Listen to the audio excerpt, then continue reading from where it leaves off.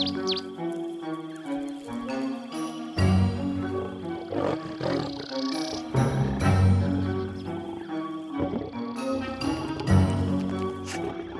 human society, before anyone can even think of starting a family, they have to take a lot of vital steps. And that's true in the natural world too. We're going to look at how falling in love happens in the animal kingdom. And we'll answer some pretty important questions like, what pickup techniques do animals use? How do you know if you're choosing the perfect partner? And even, in nature, is there such a thing as happily ever after?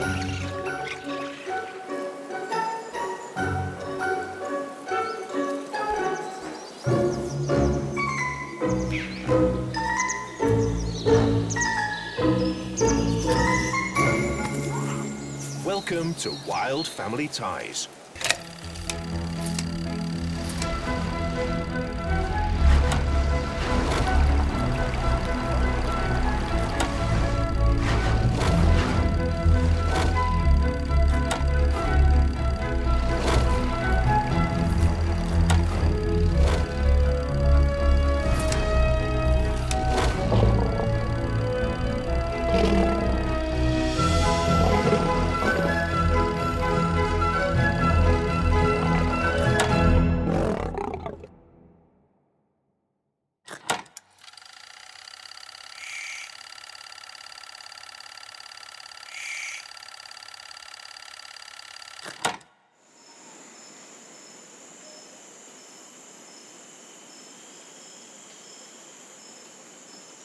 A multitude of plants and animals make their homes in the humid, rain-soaked jungles of Borneo.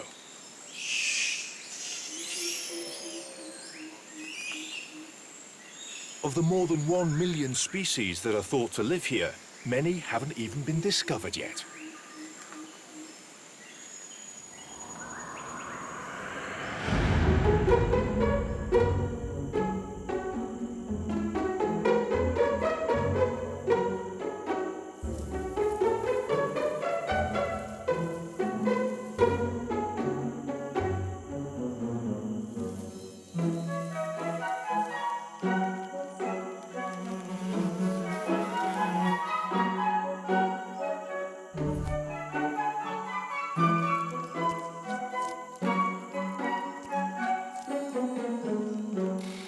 But of all these rainforest's inhabitants, the most numerous are insects. Along with other arthropods, they're found in every last corner of the forest.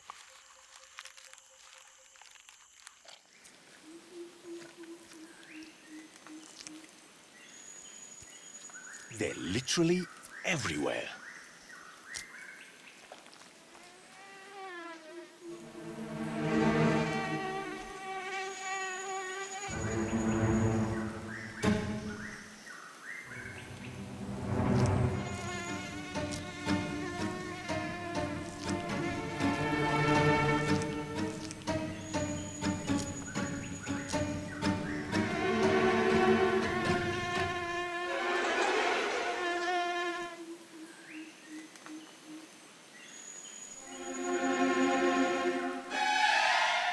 And although for some, insects are undeniably a nuisance, for others, they're a tasty delicacy.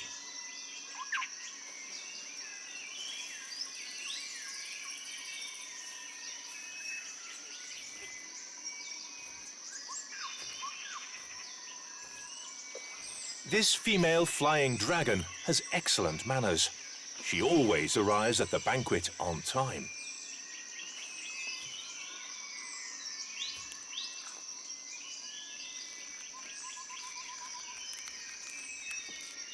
Because she knows that if you're the first to the dining table or tree trunk, your dinner serves itself.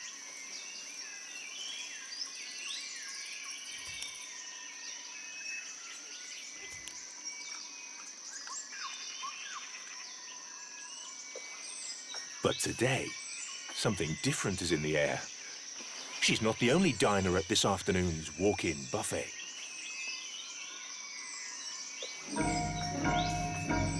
By coincidence, Or perhaps not. A male flying lizard, or Draco, is watching from the next tree.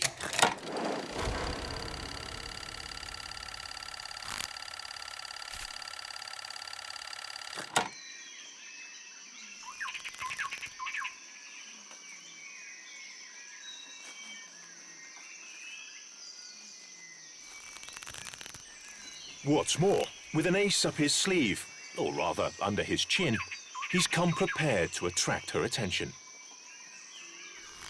He deploys his dewlap, a brightly coloured flap of skin he can extend and retract, not only to mark territory, but also for something even more important, perhaps, to conquer females, or at least to try to.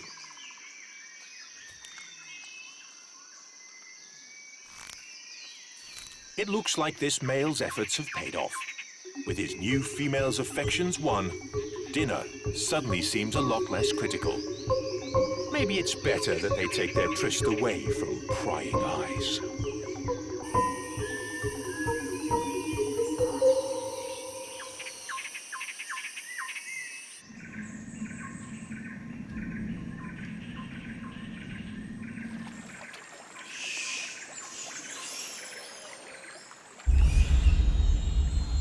In the calm coves and peaceful estuaries along the shores of the island of Borneo, we find one of nature's most peculiar habitats: mangroves.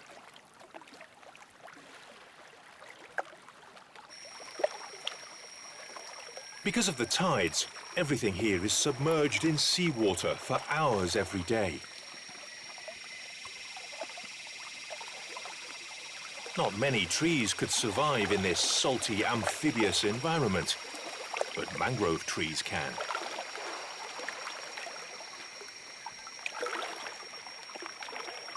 Their roots, called pneumatophores, are extraordinary and perfectly adapted. They grow upwards, defying gravity, to absorb oxygen from the air, creating an otherworldly labyrinth.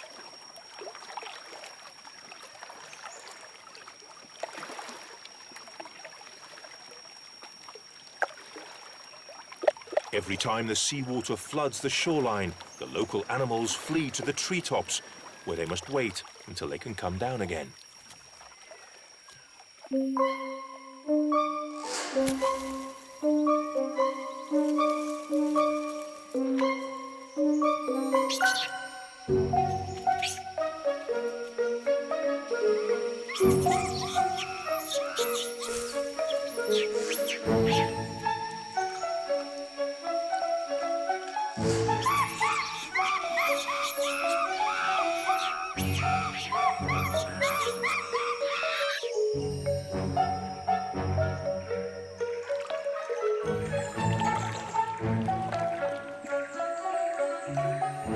And when the water finally recedes, the animals follow it in a hurry, hunger urging them on.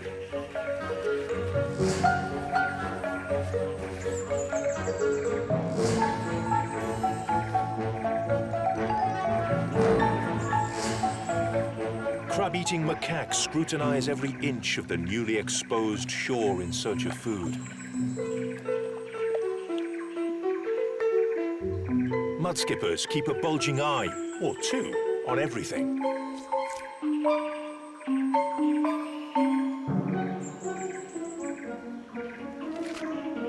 Hermit crabs make the most of the time to move house.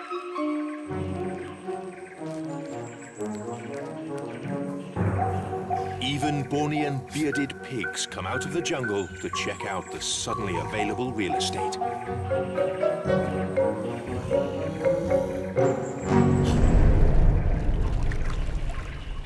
Some animals, a bit shyer perhaps, take a little longer to emerge from their hiding places.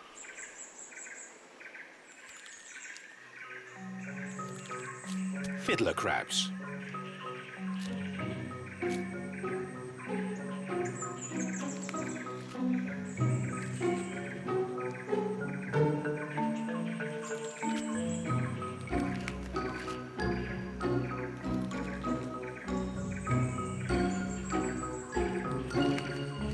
Once they've shaken off their sleepiness, they begin their own particular ritual: the claw dance.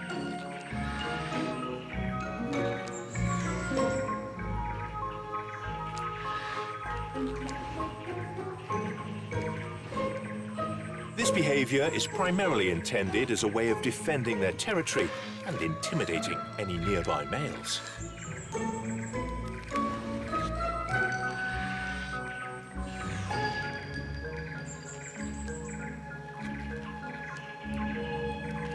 But of course, it's also quite useful for impressing potential partners.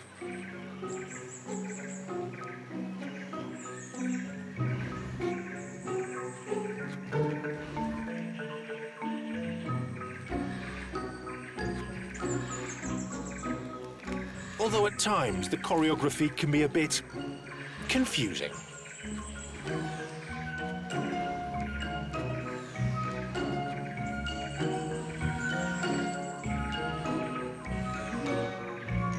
Clearly, some of them have yet to refine their technique. For fiddler crabs, size really does matter. Individuals with the largest major claws are usually favorites. However, their smaller claw should not be underestimated. Without it, a male fiddler cannot forage for food in the mud or dig a hiding place. These showy creatures spend hours fiddling on the beach until the incoming water drives them underground again.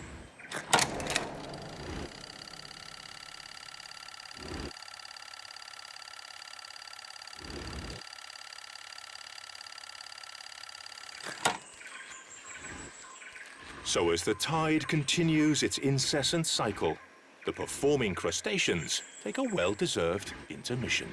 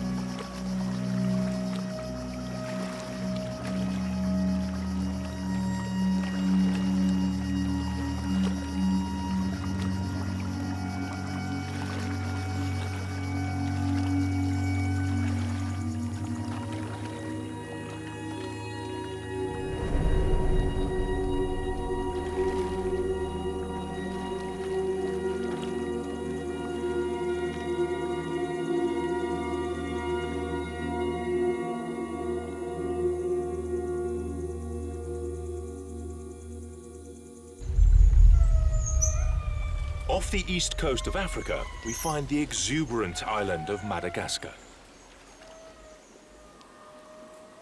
Because of its geographic isolation, this island has evolved to have amongst the highest numbers of endemic species on the planet. That's to say, animals that are found here and nowhere else.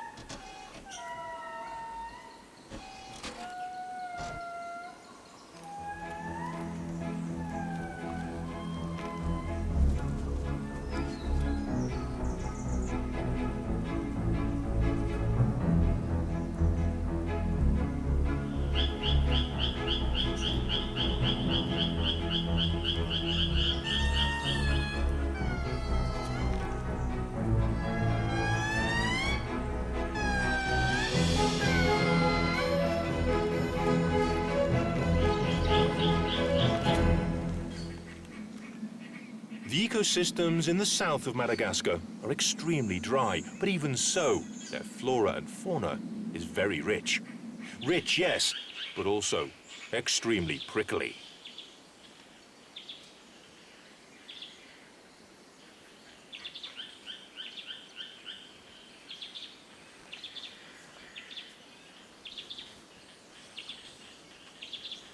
Two endemic species of tortoise inhabit the undergrowth of this maze of spines.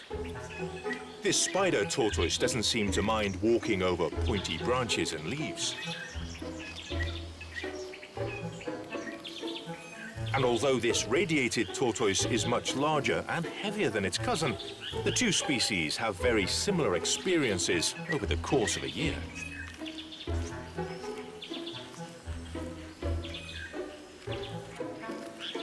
Very little is known about these tortoises.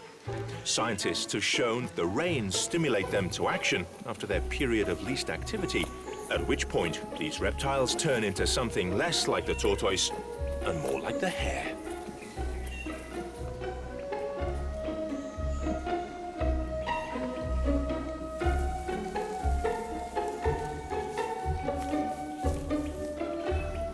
And they have a good reason to run. This is the start of the mating season, and they must rush if they're to find their soulmate. It's a full-tilt race against the clock in which they reach staggering speeds of about half a kilometre an hour. So it's important to get it right. Much as they try, tortoises will never go particularly fast. But why do they go so slowly? Research has shown that it's an energy-saving strategy. And thanks to their hard shells, they don't have to run to escape danger. When faced with a threat, they simply hide inside their indestructible suit of armor.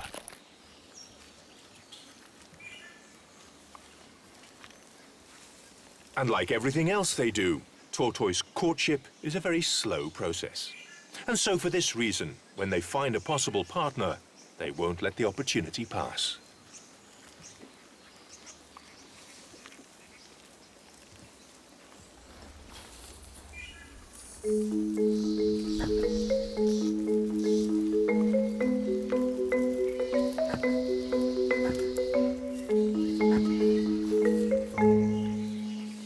Despite the efforts of the males, females tend to be cautious if they're not absolutely sure about their potential partner. After several unsuccessful attempts, this male spider tortoise has no choice but to give up. The radiated tortoise, however, seems to have had more success.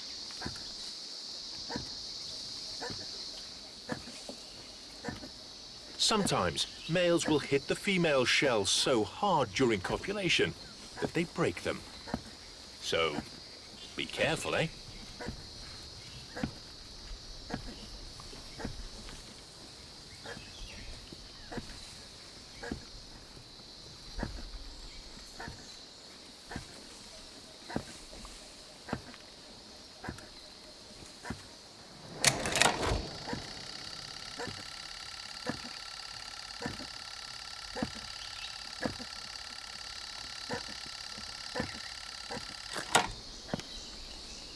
And while some males have found the love of their life, others must, without any reward for their amorous efforts, take refuge until the following mating season. Better luck next year.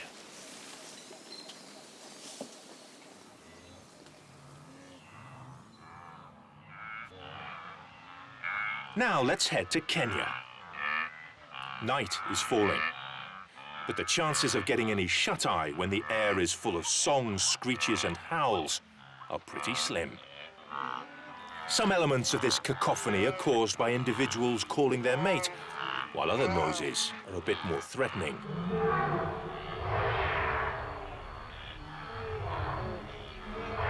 Lions.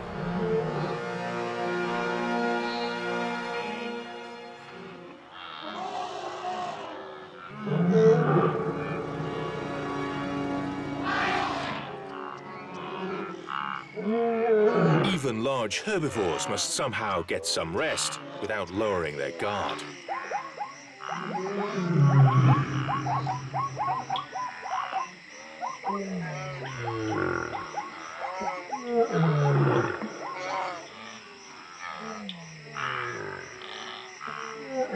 Prides of lions roar to make sure that the boundaries of their territories are clear to neighboring families.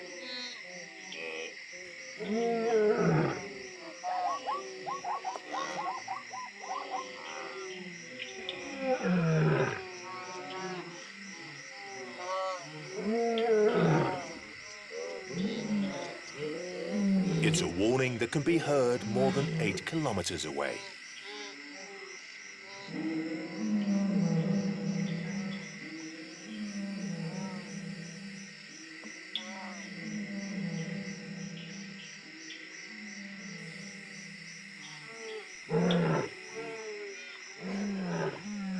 And if, despite the warnings, an intruder dares enter someone else's territory, the tension rises and alarms are sounded.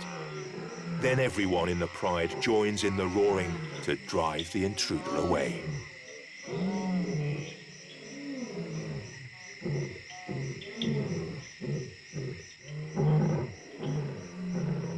It's been discovered recently that these big cats can count and differentiate between the roars of their neighbors.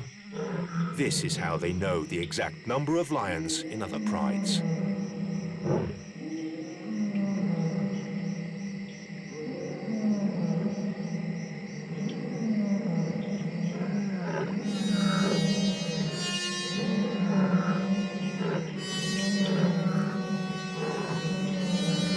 They can avoid perilous physical confrontation simply by means of a shouting match.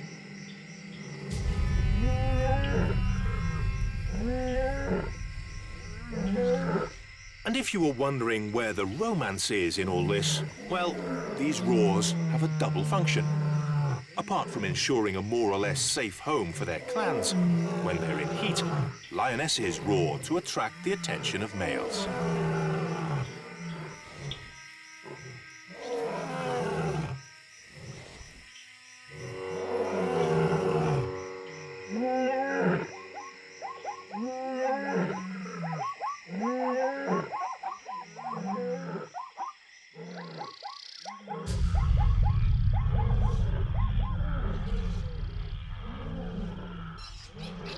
And when a lioness roars, you'd better get the message pretty soon. Around here, it's the ladies who are in charge.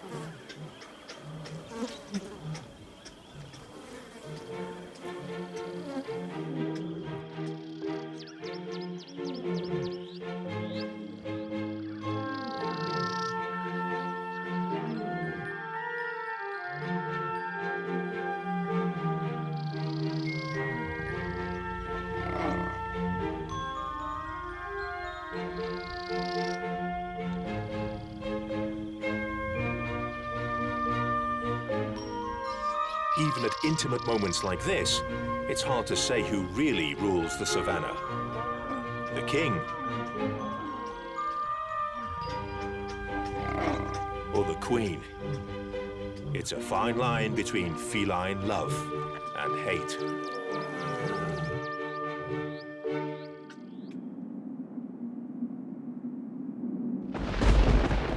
On this same savannah, as in other areas of the heart of Africa, thousands of white storks spend the southern summer. And after their long vacation, these trans-Saharan migrants once again take flight and head north.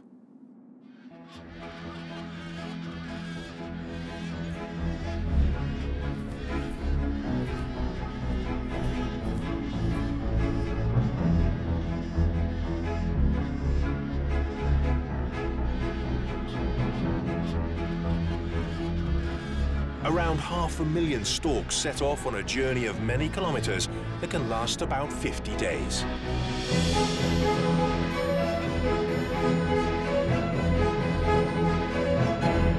Their destination? Anywhere on the European continent.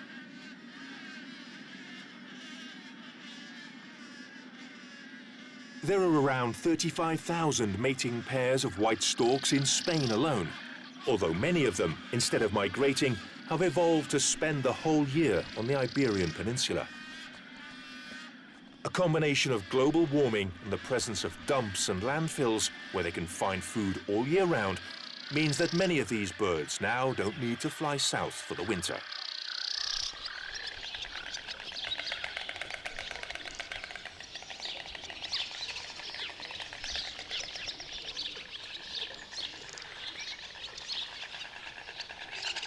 Although they travel huge distances, the storks return to the same nest year after year, as long as another couple hasn't beaten them to it.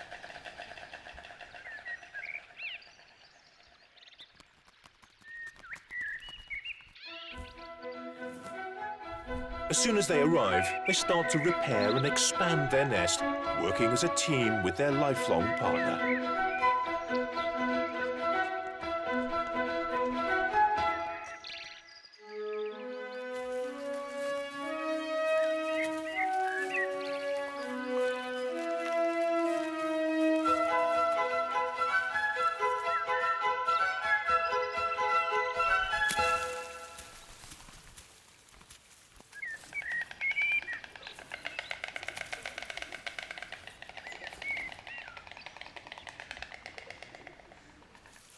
These birds are the first to build their nests each season, but they're far from being alone in doing so. Within a few weeks, many different species will have joined in the competition to find the best building materials.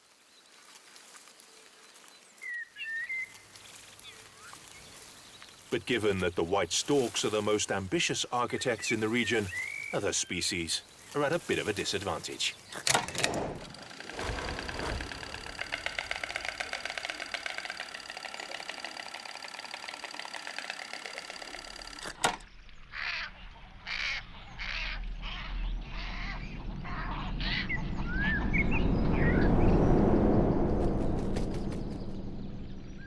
A single pair of storks may construct a nest of up to 2 meters in diameter that may weigh over half a ton.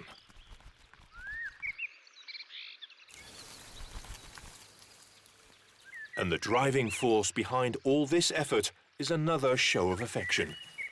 Whenever one of the pair brings more material for the nest, they're greeted by their partner with a vigorous round of bill clattering.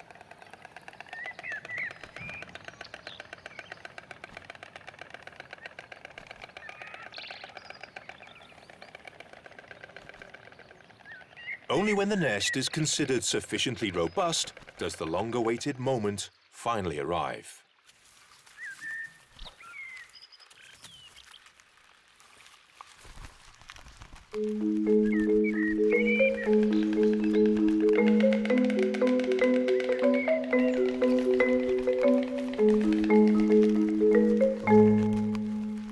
And now it's just a month or so wait until the next generation of storks begins to hatch.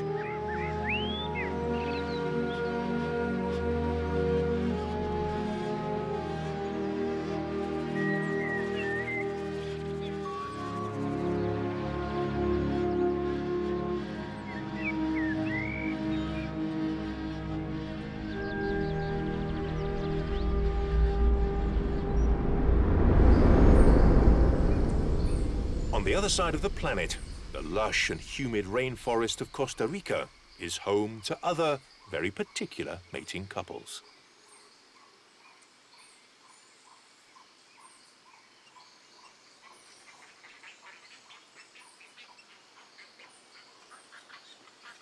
Many species make their home in this exceptional place, sustained by the complex and very fragile balance of life here.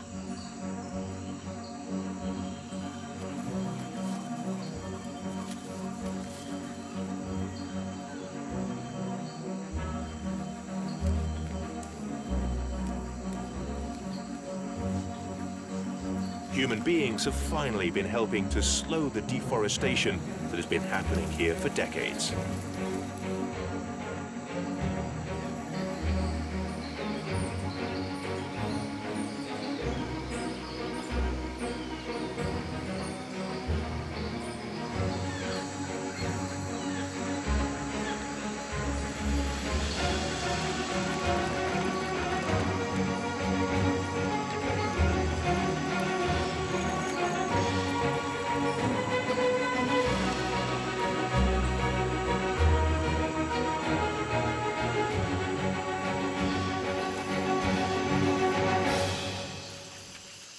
And among the animals in this jungle, one can fairly lay claim to being the most all-terrain of them all: the crab-eating raccoon.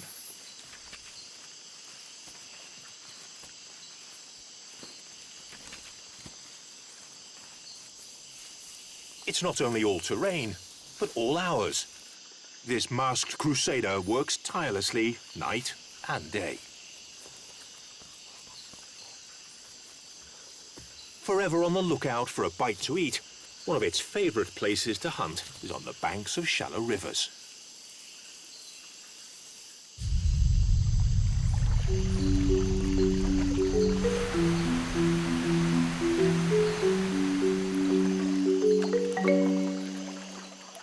It will leave no stone unturned on its mission to find food, or whatever else turns up. But if it wants to enjoy its favorite snack, it will have to get more than its feet wet. Fortunately, that's not a problem for such an expert swimmer.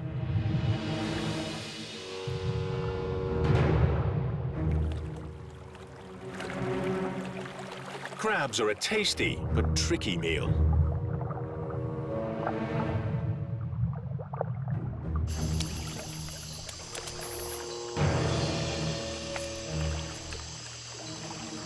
And once the crustacean is within its dexterous grip, the raccoon must be careful not to get a nasty nip itself.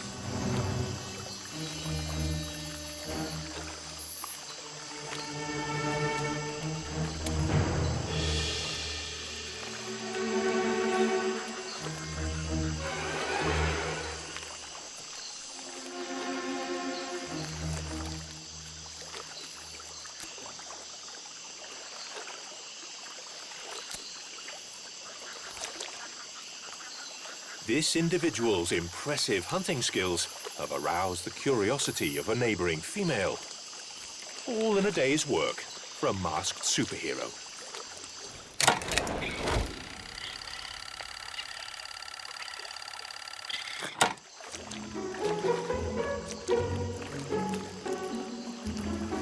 Female crab-eating raccoons only reproduce once a year, so they must be sure to pick the right partner.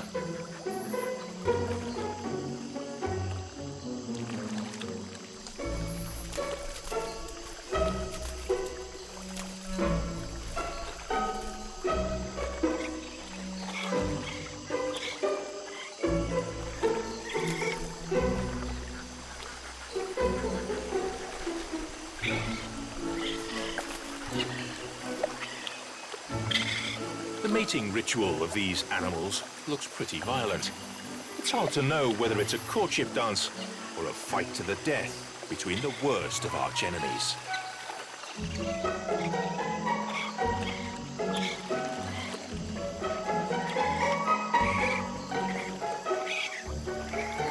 In fact, it's been shown that this passionate confrontation is indeed that. Passion and attraction.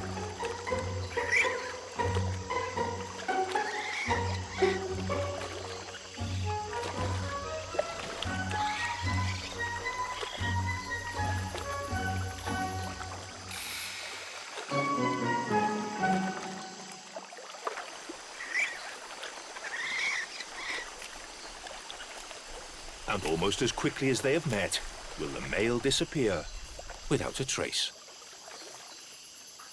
Superheroes aren't exactly famed for being the best of parents, after all.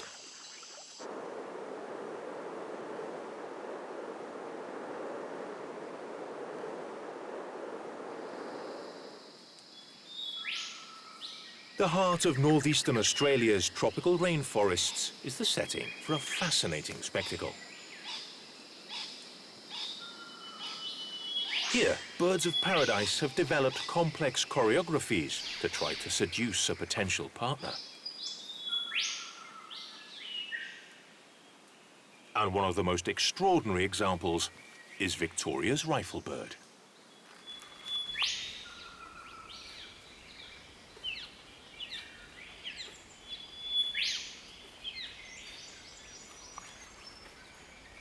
The males of this species divide their time almost exclusively between preening their plumage and practicing their nuptial dance.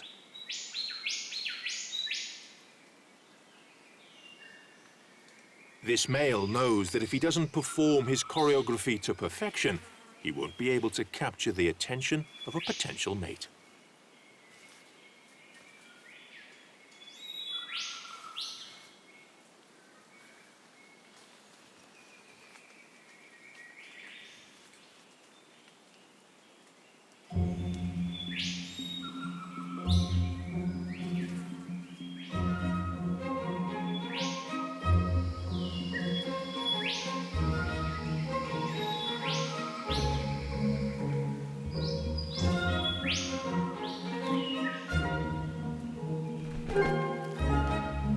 Young pretenders to females' hearts learn the proper steps by observing adult males.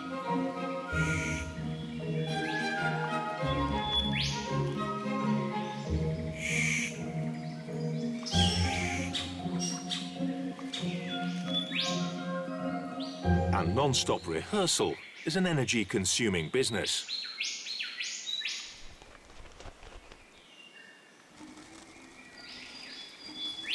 The youngster sees his chance to practice everything he has learned.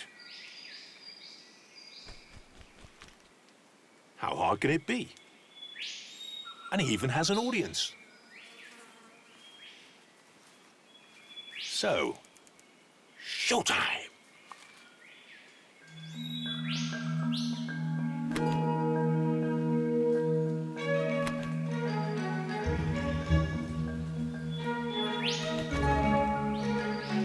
Wow, not too bad at all.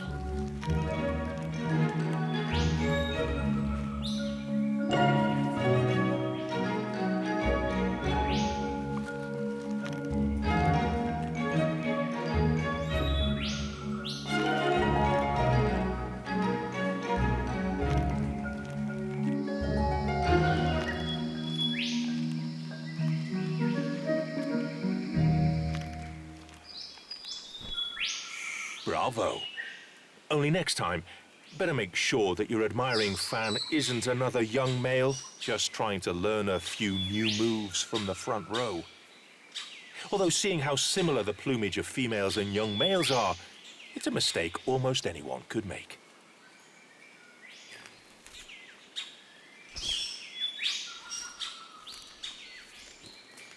And now the maestro returns to teach him a lesson.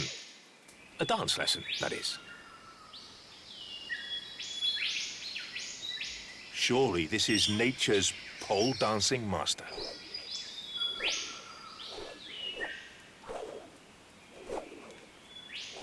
But hang on. What's the point of all this effort if no one's watching? Ah, there she is. The world's great seducers know how to make the most of an opportunity. In a flash, he switches stages and starts a new exhibition of his abilities. Years of intense practice mean he has total control of every movement, and his display is carried off with elegance and rhythm.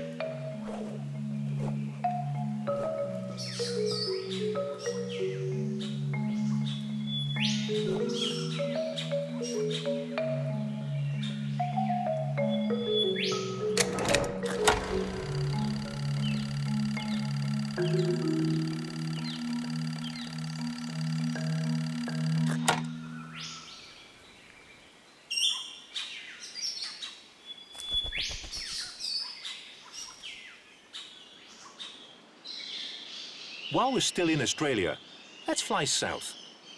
In the forests there, we'll discover another bird with a different but equally surprising set of skills.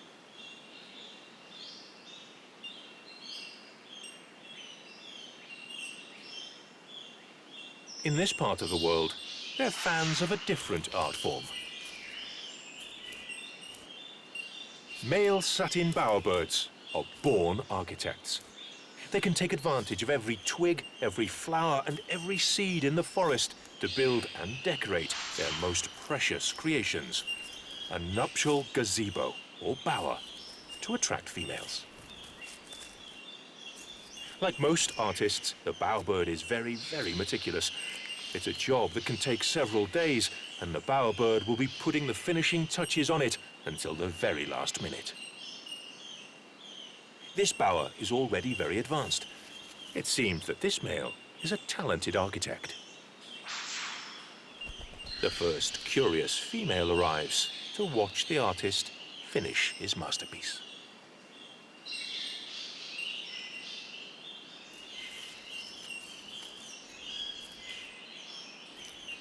Choosing the best element to serve as the cherry on the cake is no easy task.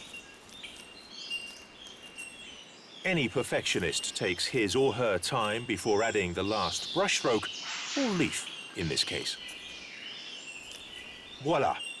Now all he can do is hope that his structure remains standing and that nothing or no one destroys it, which happens a lot.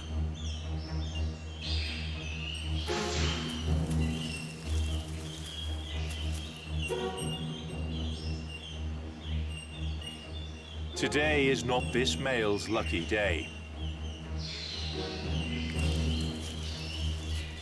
This male brush turkey is also in the process of building his nest. But his method is a little less sophisticated. He simply scratches together some leaves and branches that form a basic structure to suit the taste of a potential female.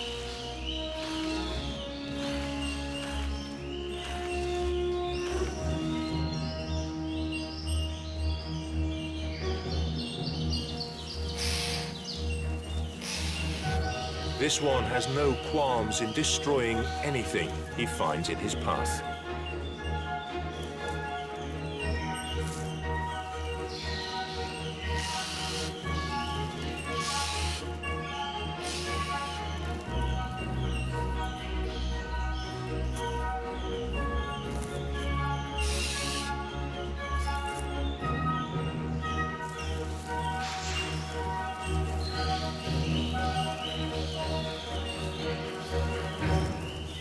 Bad luck. He's demolishing everything. Well, don't get downhearted. The sooner you start rebuilding, the sooner you'll be finished.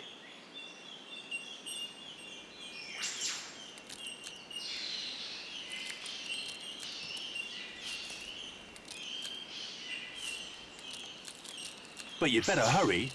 Your audience is beginning to lose interest.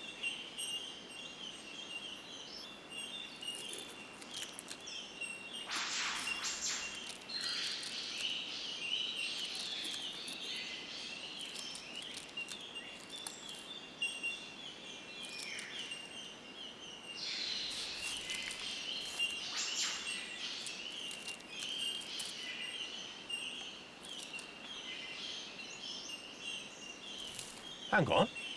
Where are you going?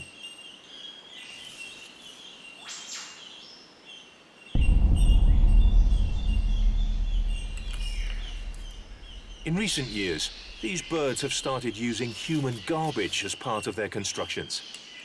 This is a shocking example of how humankind's way of life directly influences the behavior of other species, no matter how remote they are.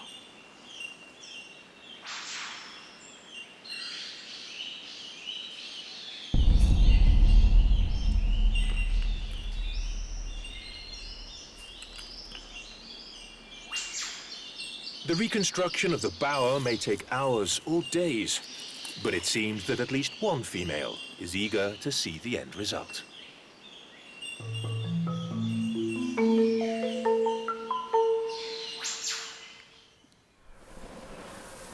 We head to the other end of the globe now, to the north of Europe.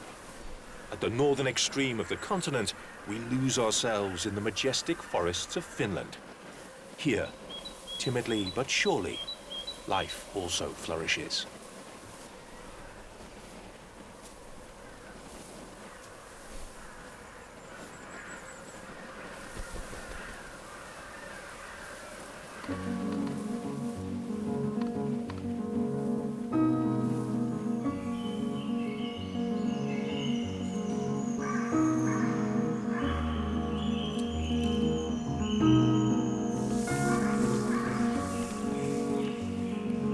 The first weak rays of sunshine of the year begin to melt the winter snow, and streams and rivers begin to swell. Many of the forest's inhabitants take this as a sign to stretch their legs after their long hibernation. But some inhabitants of this boreal forest have not rested at all during the coldest months. The Eurasian lynx, the undisputed queen of the north. This female patrols her territory alone, a spectre in the snow that never sleeps. Although lynx don't hibernate, something is stirring within her at this time of year. Hormones are now surging through her veins, indicating that the mating season has arrived.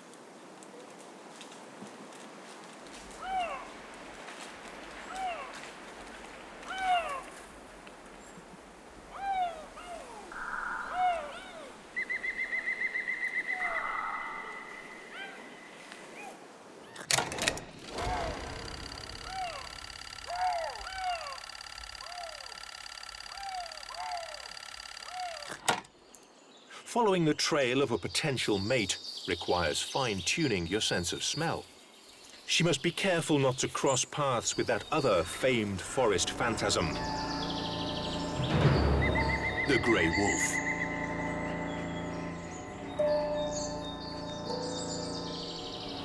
This bold explorer is the avant-garde of the rest of the pack of canids, searching for new territories. Sometimes, clichés turn out to be true. These two species really do get along like cat and dog.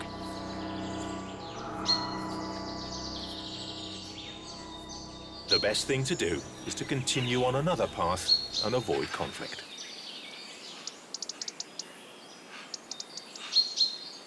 On the southern face of the mountain, at a lower altitude, spring is further advanced.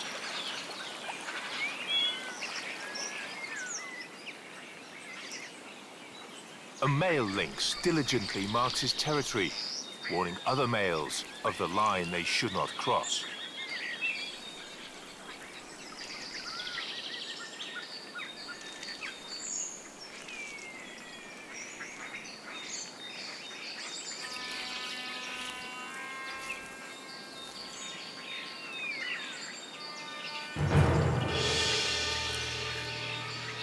As a second line of defense, his keen hearing allows him to detect intruders from long distances.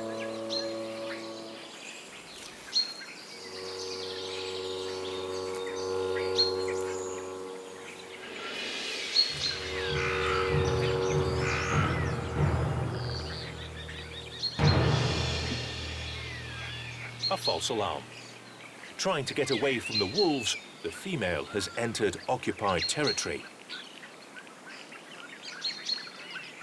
After following each other's scent trail, a brief encounter is inevitable.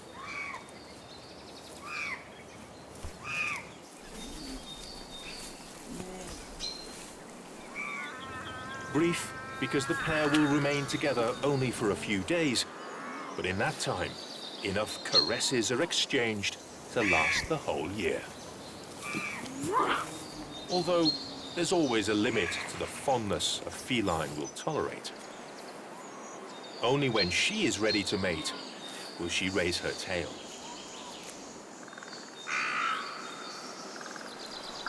But the male seems confused by the contradictory signals she's giving him.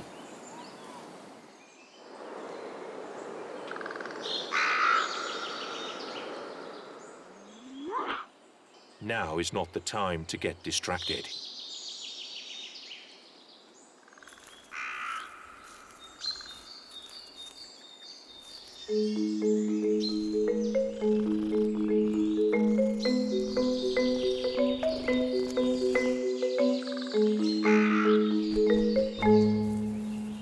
In the end, each will go their own way to continue the search for new partners.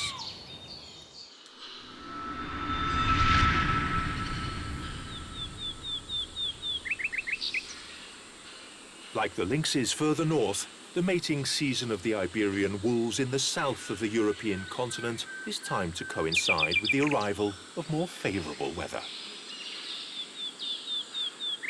Wolves have been hunted in Spain for many generations. Not long ago, populations had dropped to a mere 2,000 individuals. That's why every breeding season is a vital opportunity for their population to recover little by little.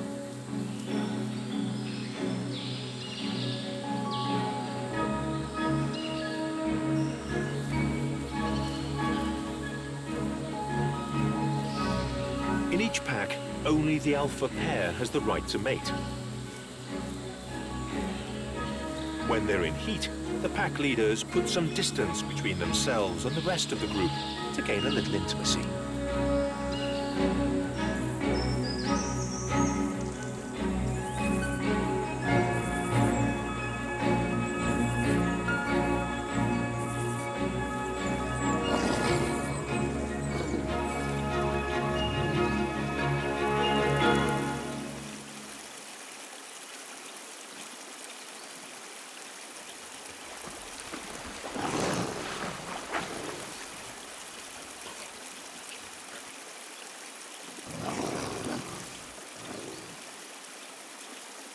Wolf lovemaking is a lot less, well, lovey-dovey than that of lynxes. If the male is in too much of a hurry, the female will not hesitate to make it clear that she decides when the time is right.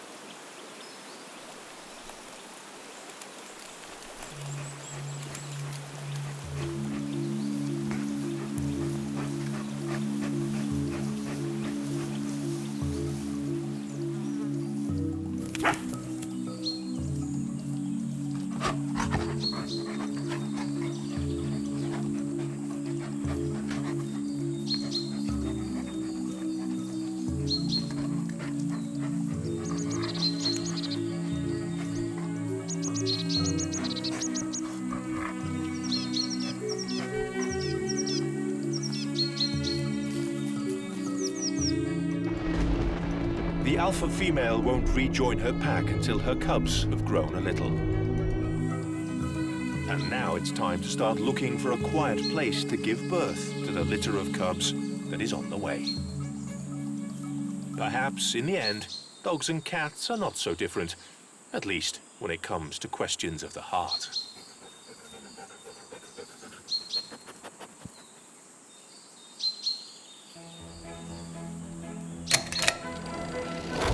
Soon, all the playful petting and persistent pursuits, the negotiated terms of engagement and committed partnerships will begin to bear fruit as the next generation arrives on the scene, and these animal lovers will have to take on their challenging new role as they learn to become parents. All part of the rich and complex network of bonds and relationships that make up wild family ties.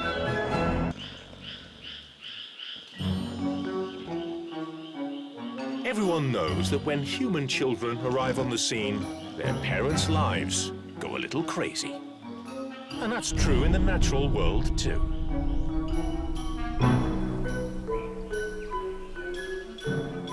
We're going to look at what parents in the animal kingdom go through, and we'll answer some pretty important questions like, how do they experience the arrival of their offspring? What strategies do they use to take care of them? And how do they protect them against all the dangers of their new world?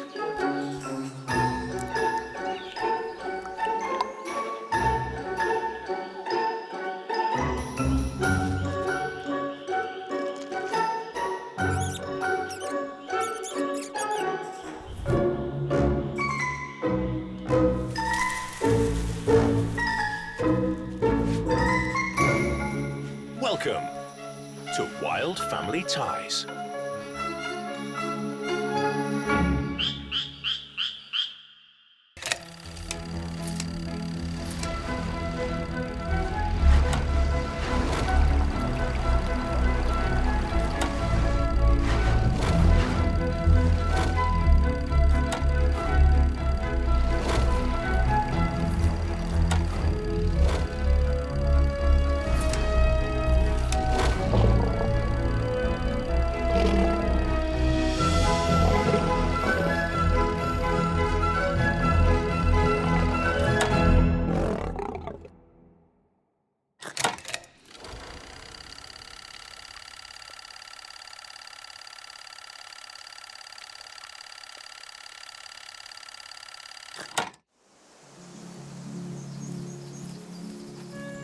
On the Iberian Peninsula in Spain, winter is drawing to an end.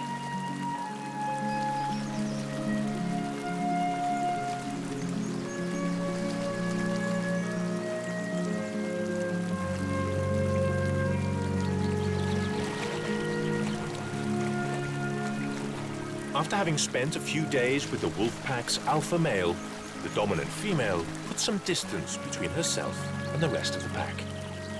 But she's not exactly going on a welcome winter break. In fact, right now, she's more occupied and expectant than ever. She's pregnant.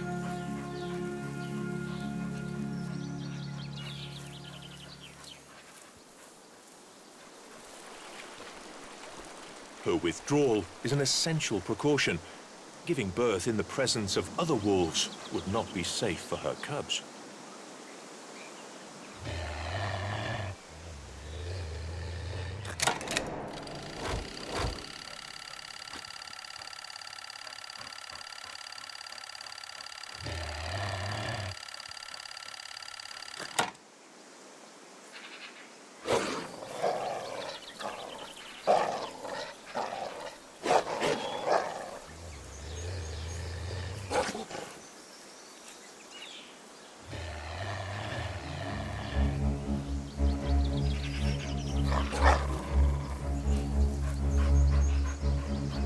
Adult wolves can be extremely aggressive, so she needs to find somewhere she can give birth in relative safety. The great moment is not far off. She must hurry.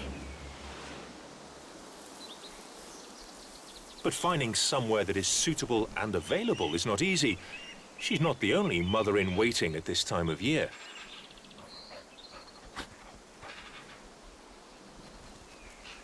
Perhaps this burrow has a vacancy. Nope, no room in this den. A female European polecat took up residence in this abandoned rabbit warren in order to give birth less than 4 weeks ago. Her kits are still hairless and practically blind.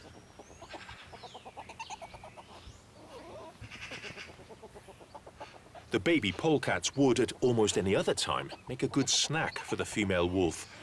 But right now, she has a more pressing matter to attend to, and time is getting short.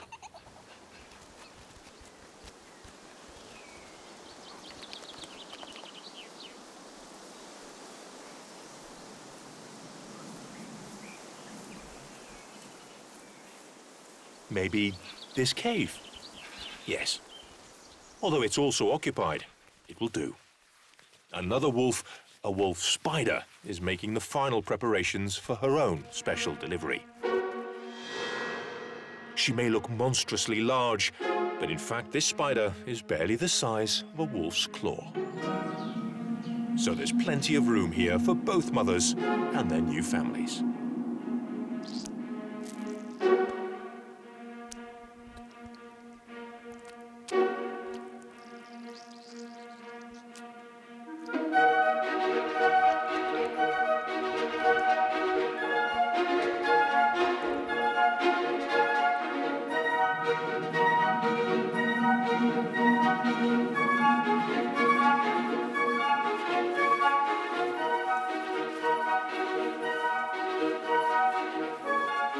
May sound surprising, but many spider species turn out to be excellent parents.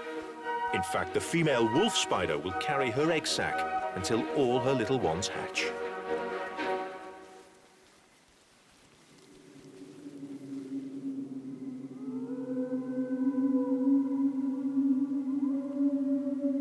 The full moon has ushered in the next generation of wolf cubs and wolf spiders.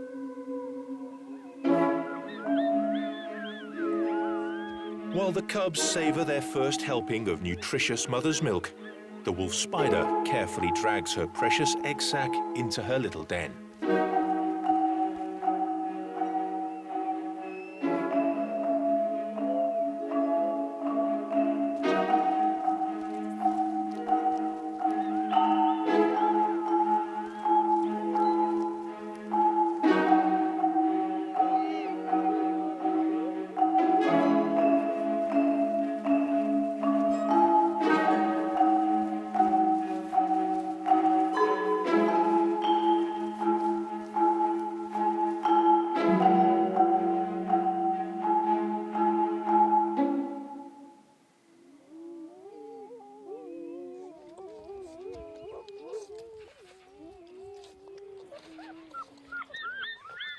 Once her cubs have fed, their mother can sneak out for a bite herself.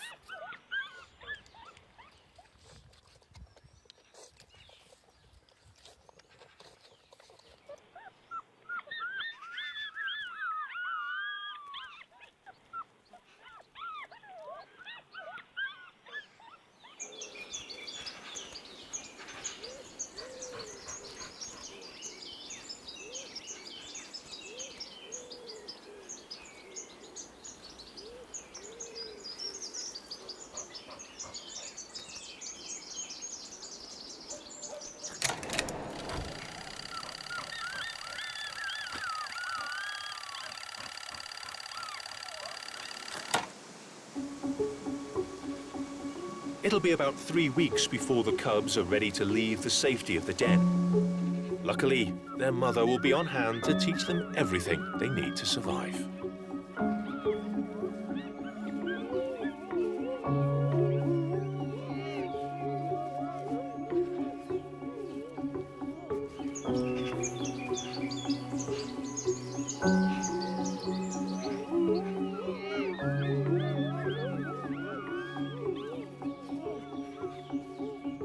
Other recent arrivals, on the other hand, will have to learn to fend for themselves when the time comes.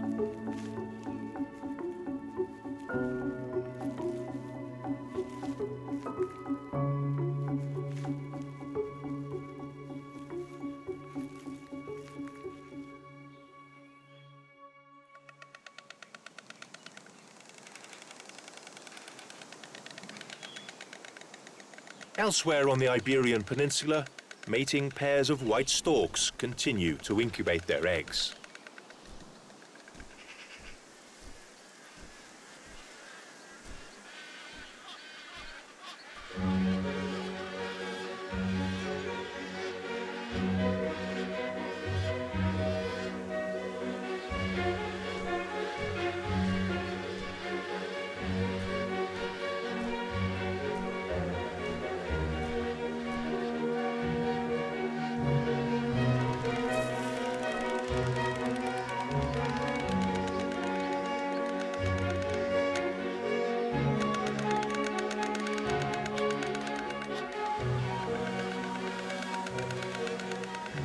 This is a modern household, with parents sharing the housework equally.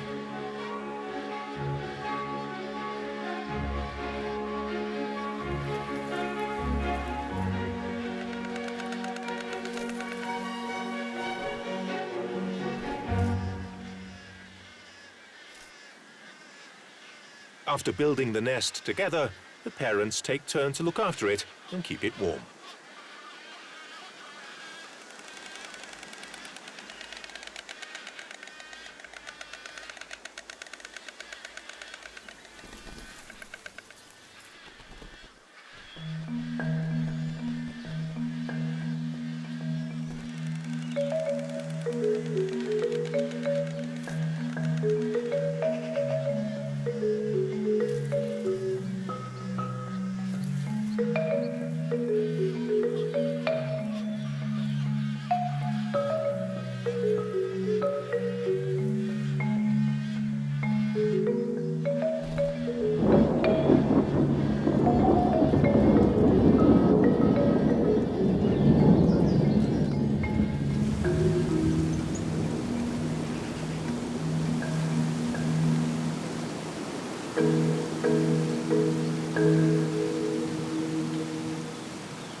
Being a parent means making sacrifices for the future of your offspring.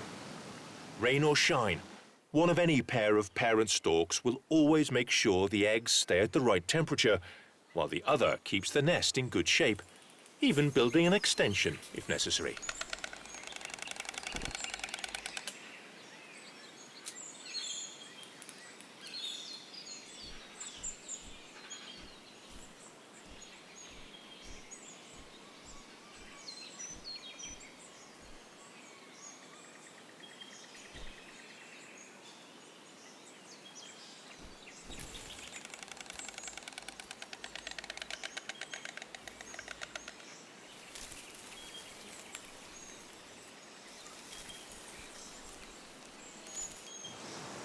About a month after the eggs were laid, the first cracking noises are heard.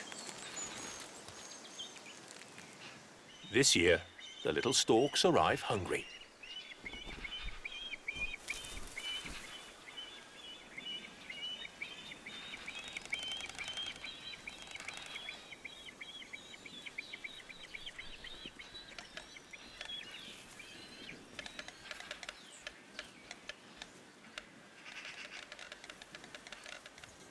Like all their other family chores, when it comes to feeding the little ones, both white stork parents share the work.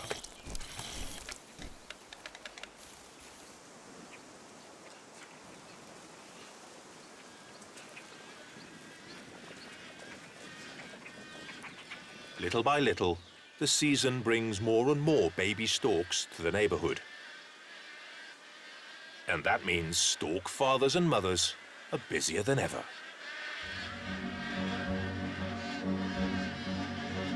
If they want their chicks to grow healthy and strong, they bring food to the nest non-stop. And so the forest population swells with hungry, noisy chicks, always clamoring after the attention of their parents.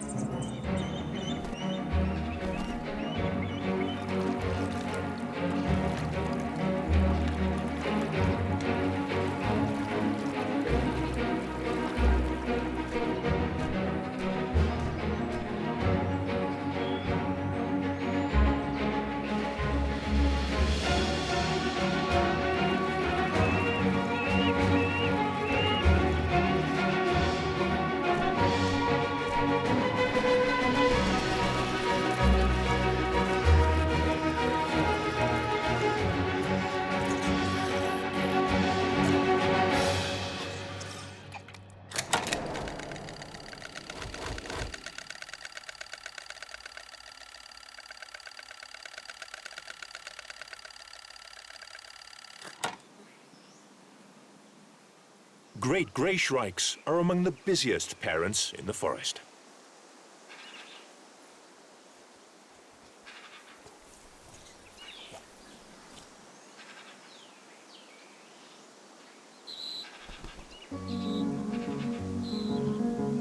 As well as feeding their chicks, they have to, well, change their diapers.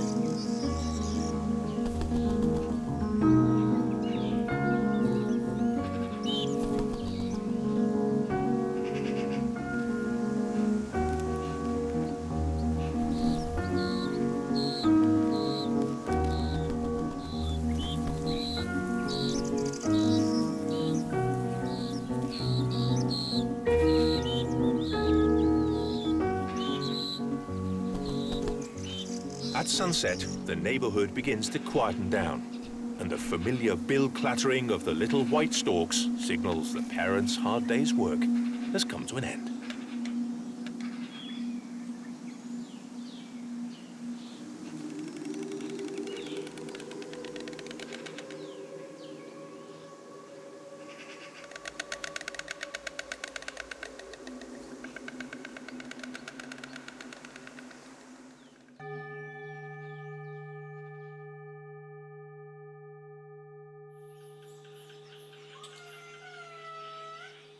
The arid forests of southwest Madagascar are home to a primate that undoubtedly knows how to enjoy life. With its long black and white striped tail, the kata, or ring-tailed lemur, is easily recognized.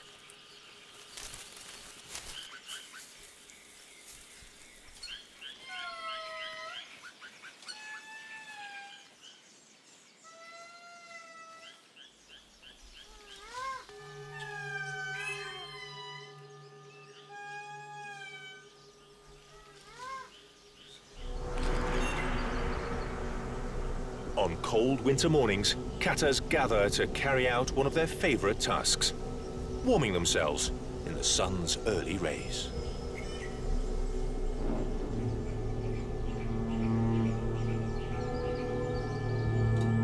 These lemurs are true worshippers of the Sun King. Their morning meditation happens in their habitual pose, the lotus position, with their legs spread to expose as much of themselves as possible to the warmth of the sun.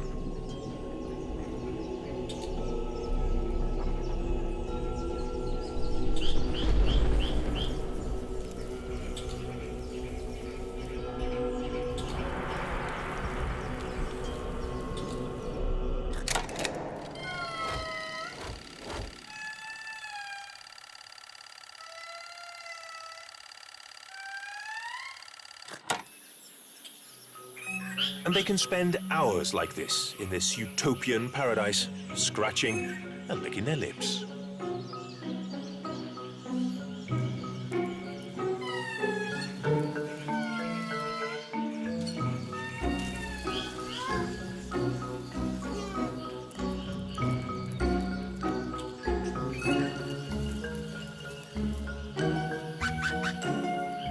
But all good things must come to an end. And today's journey to enlightenment comes to a pretty abrupt one. Baby lemurs. And they come with supercharged batteries.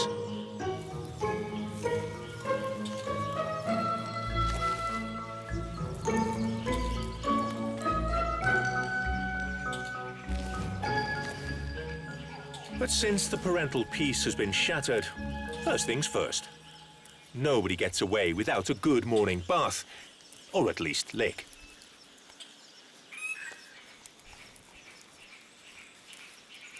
So the little ones submit to the daily, full-body salivary shower.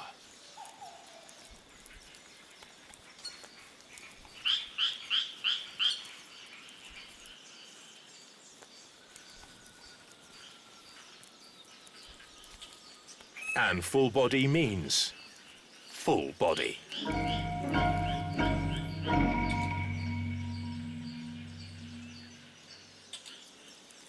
Once the parents are satisfied that their little ones are finally clean enough, it's breakfast. In ring-tailed lemur society, mothers are in charge, so everyone follows them in order to find food.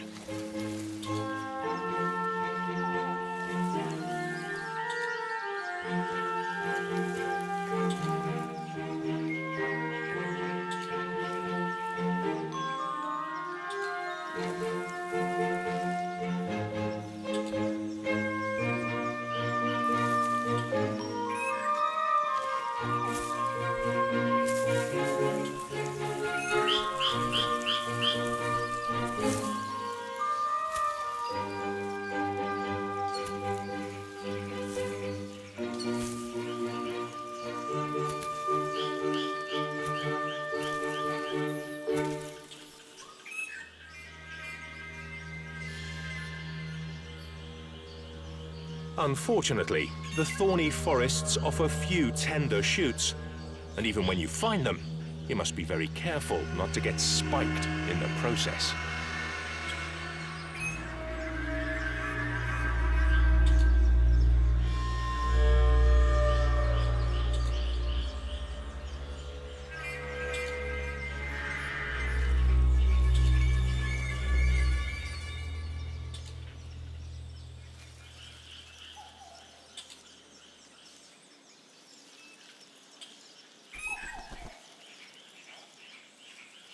Verreaux's sifacas are like the fakirs of the thorny forest, and this bed of nails poses no problems for them.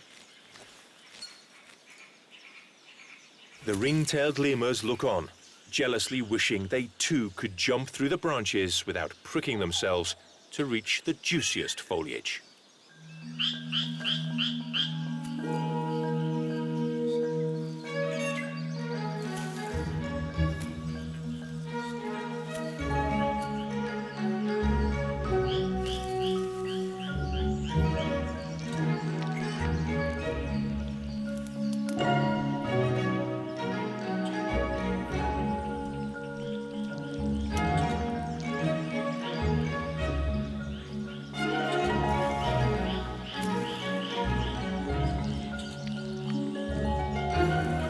With their impressive jumping skills, the sifacas are clearly the flashiest parents of the thorny forest.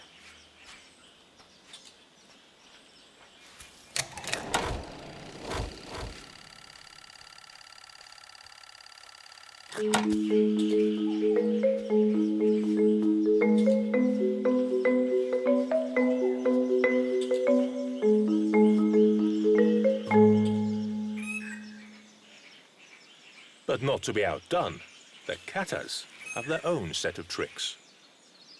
Unlike sifacas, who love the aerial life, these lemurs spend a lot of their time on the ground, and that gives them a wide range of possibilities when it comes to finding new sources of food. Among them, crunchy, delicious shield bugs.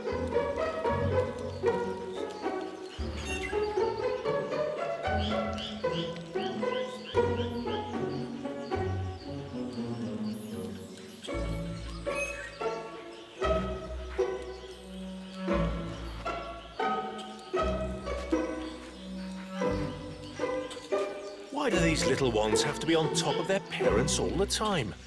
They barely let them breathe or eat in peace.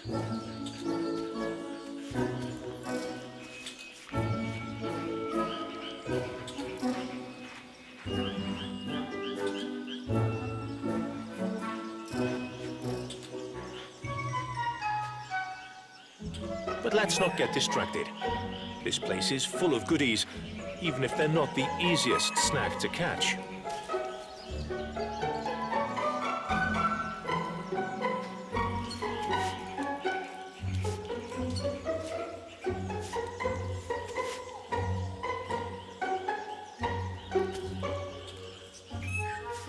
To catch these tricky little bugs requires the lemur's full attention, and that means they forget how dangerous it is to wander across open land. Hungry birds of prey know this.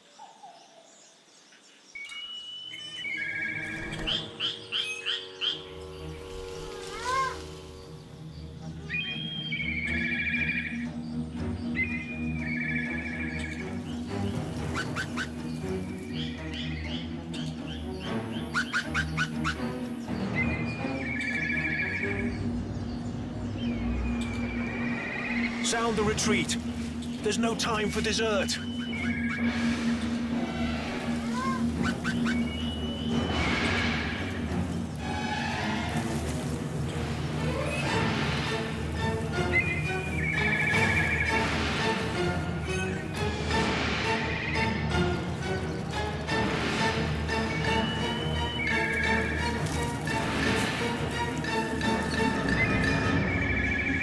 Fortunately, the dense woodland nearby gives them shelter from winged predators.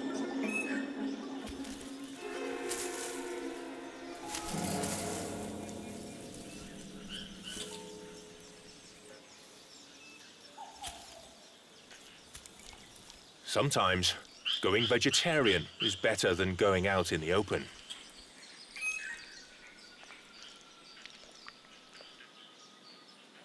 And fruit and leaves have the advantage of being less elusive, too.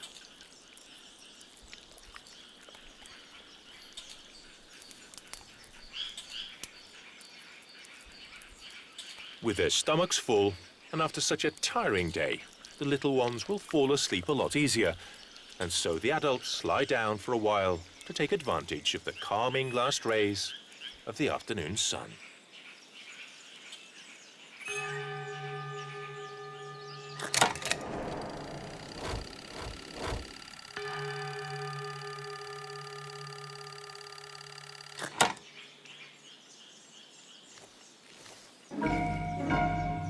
Or perhaps that's too much to pray for.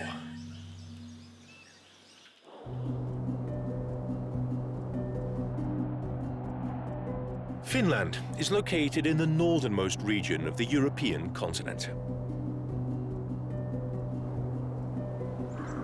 The month of April brings a considerable improvement in the weather, encouraging the first brown bears of the season to wake up from hibernation.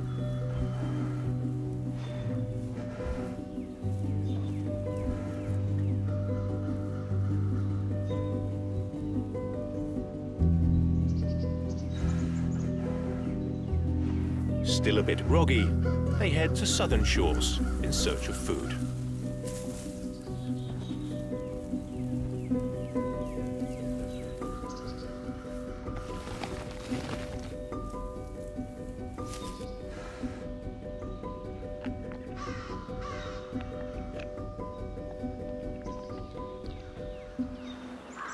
But mothers with cubs will not come out of their dens for another 2 months. And then, finally, it's time to jump into the world.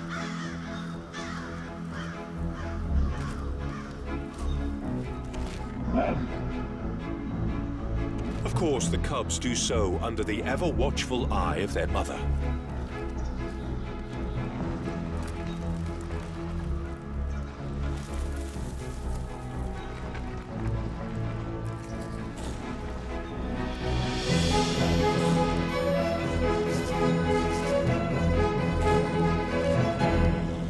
This little family will stay together for 2 years.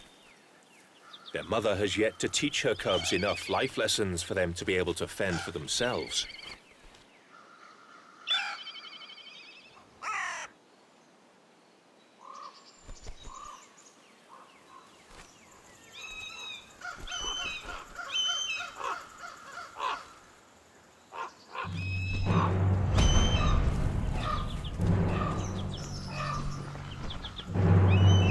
Unfortunately, while learning is an adventure, it's not always the fun kind, and straying too far from your mother can put you in serious danger. The increasing temperature has also stimulated male bears' hormones, and now they sniff around relentlessly looking for females to mate with. All male bears in heat want to extend their own bloodline, so cubs are a nuisance to be eliminated to allow their mothers to become receptive again.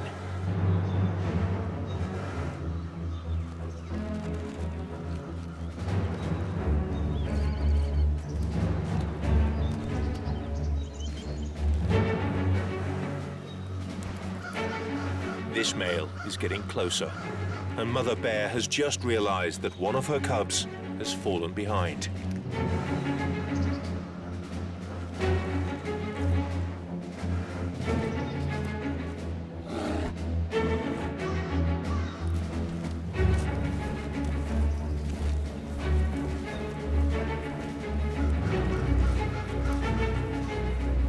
At this point, the mother must make a terrible choice.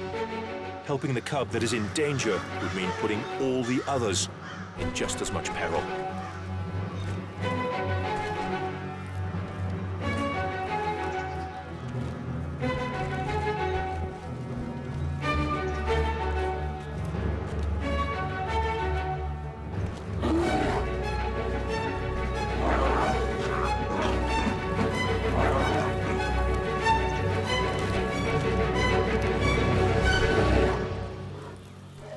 The lost little cub has managed to catch up.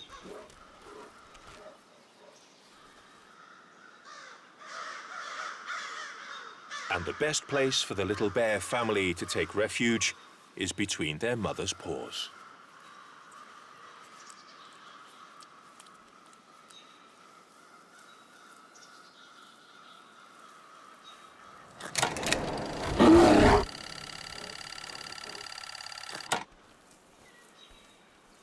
As long as they stay by her side, they'll have less to worry about.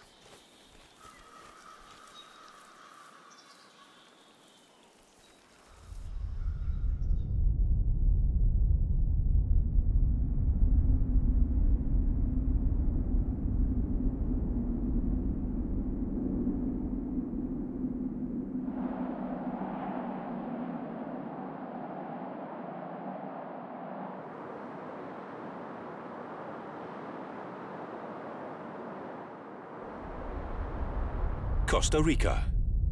Night is falling in the lush tropical rainforest.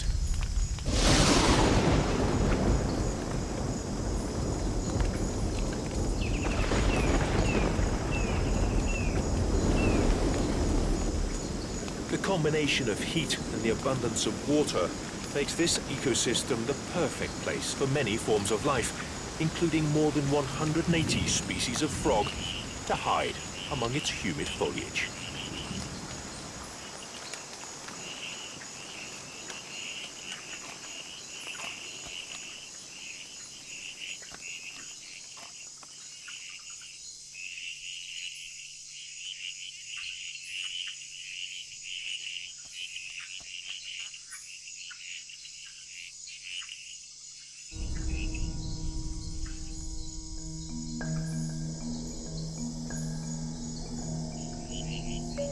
Frogs can not only breathe through their lungs, but their permanently hydrated skin also allows them to absorb oxygen directly from the air.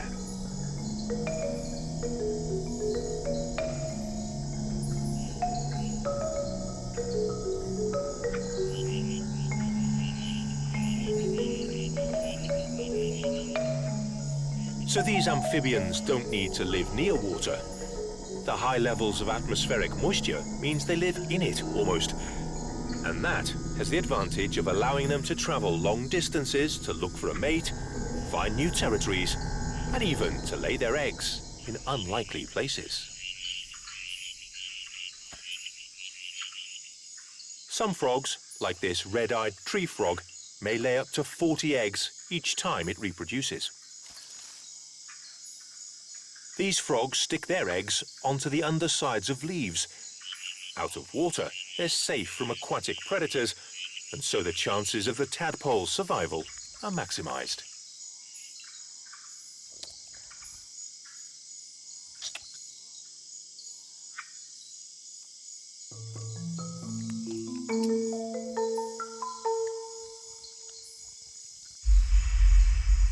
But you're never safe from all the dangers of the jungle.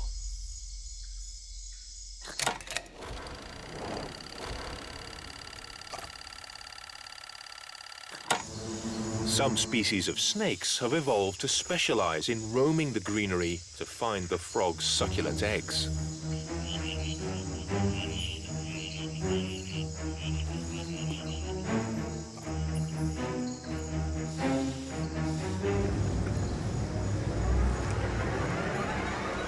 And when they find a leaf hiding this tasty snack, they devour the eggs. Their mother can do nothing about it.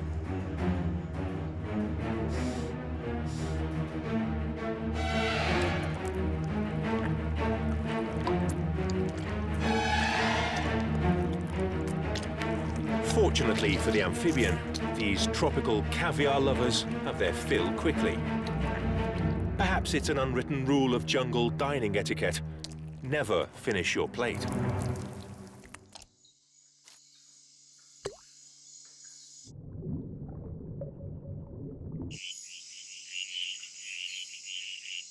And it's in the snake's own interest.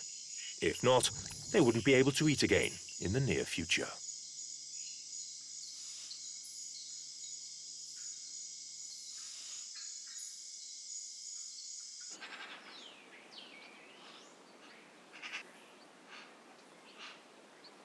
Inside a tree trunk, somewhere on the Iberian Peninsula, a large family of small mice are in their rodent nursery.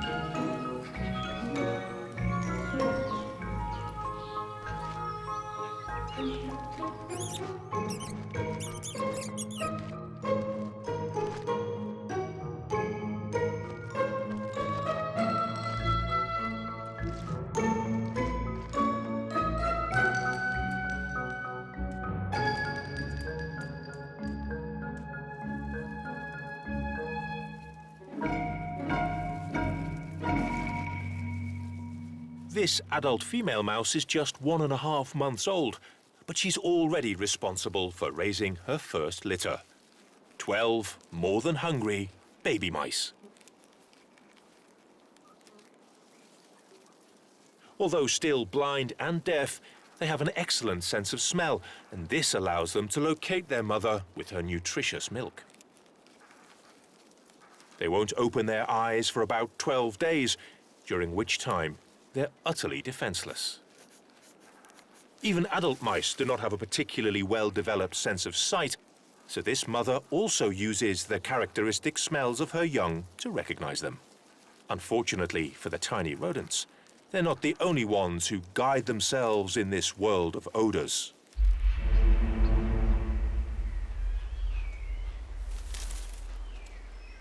With its strong scent, the rodent family has caught the attention of an ocellated lizard, a large reptile that uses its forked tongue to detect airborne particles.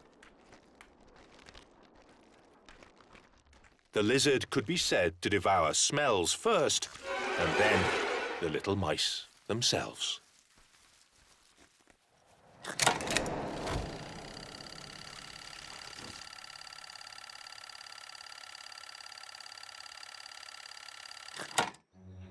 If the reptile finds them, the mother will have little chance of saving herself or her young. But fortunately for the little mammals, adult mice have excellent hearing, and no matter how stealthy a reptile may be, the slightest hint of an intruder sets off all alarms.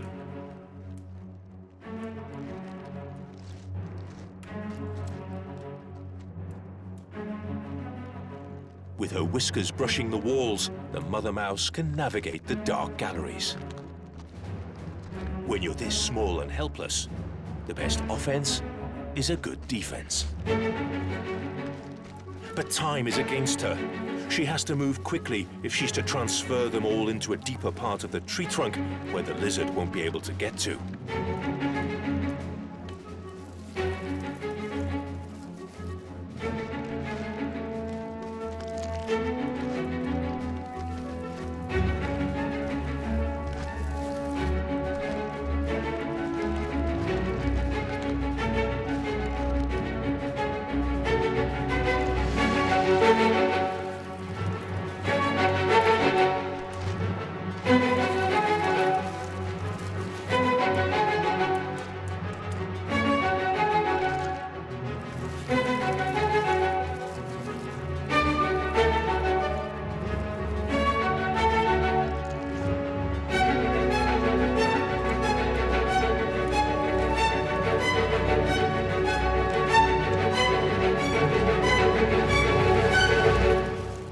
just in time.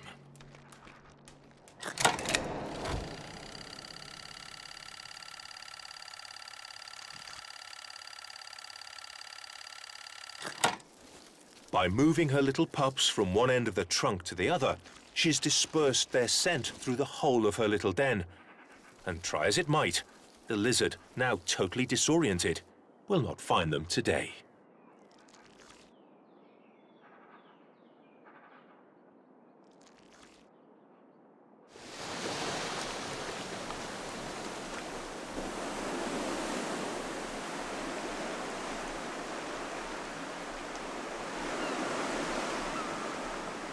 The Canary Archipelago is a family of volcanic islands that emerged from the bed of the Atlantic Ocean about 20 million years ago.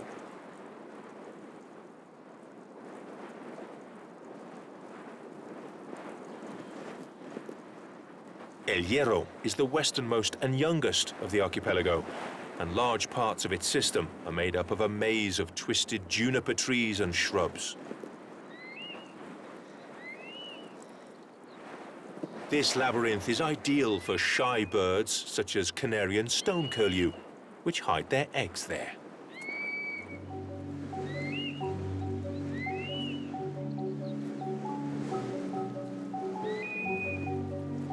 However, in any game of hide and seek, when one species does the former, another is often a specialist in doing the latter.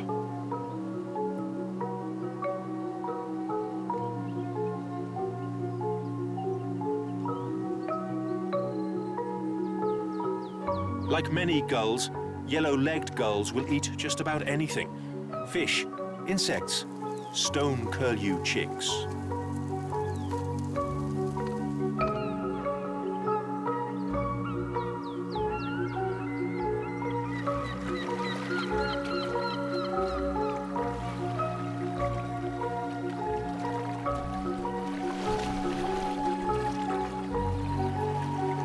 This gull has woken up with a fancy for scrambled eggs for breakfast.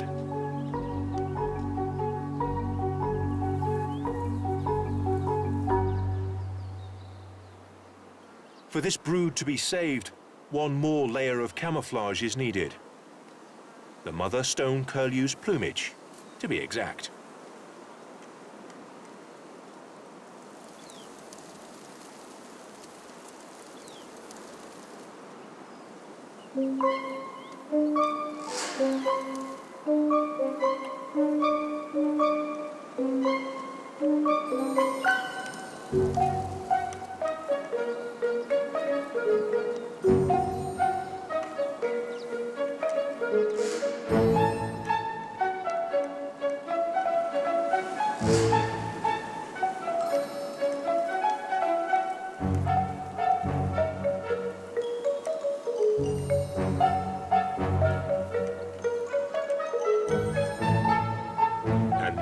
She has to stay utterly still if she's to avoid being discovered.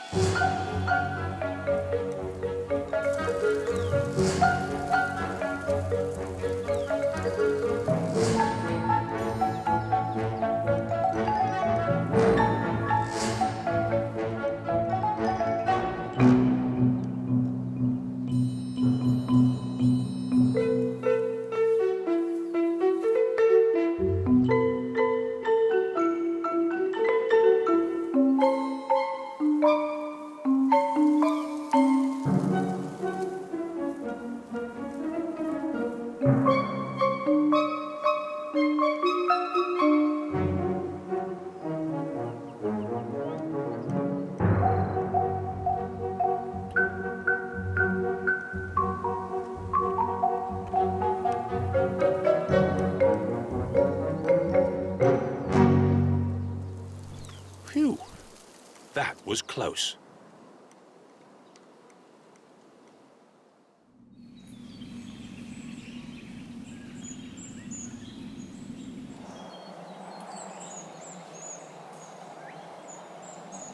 Let's head to the other side of the globe, to another island, a much larger one than El Hierro, where we find another stone curlew. This is Australia. The extensive eucalyptus forests in the north are its home. Locally, it's known as the bush thickney, and in indigenous languages, the Wilo, Windu, or Welojabin.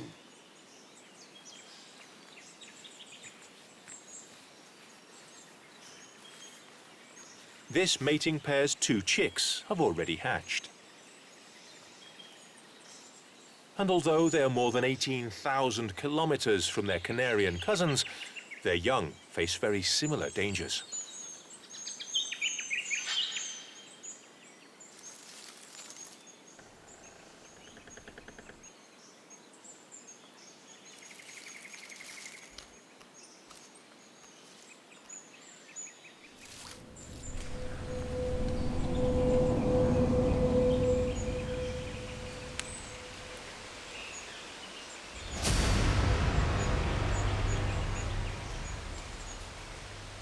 Today, the main threat the chicks face comes from ground level. A hungry monitor lizard. This large reptile scours every corner of the forest in search of lunch.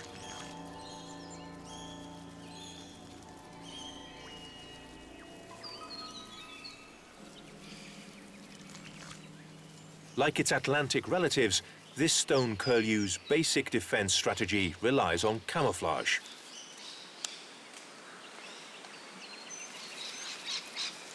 But while the parents' wings hide the chicks from sight, they can't hide their scent.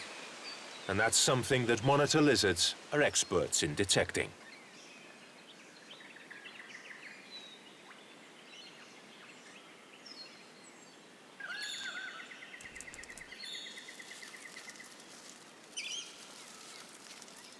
Luckily, these Antipodean stone curlews also have a plan B.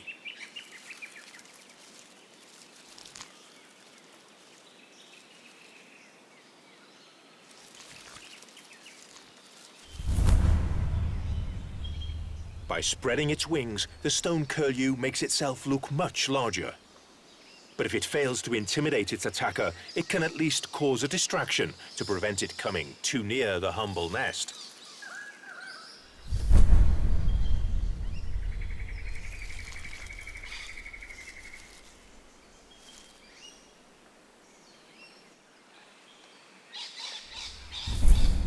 It is, without doubt, a gesture of admirable courage.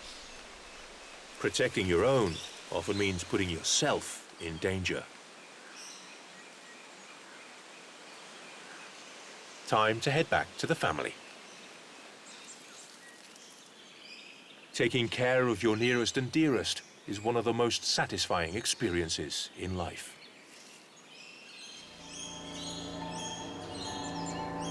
Wait.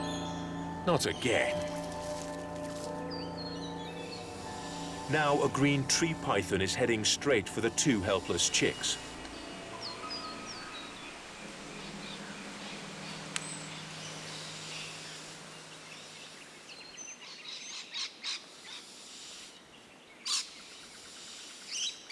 Phew, it's gone the other way. But where's it headed?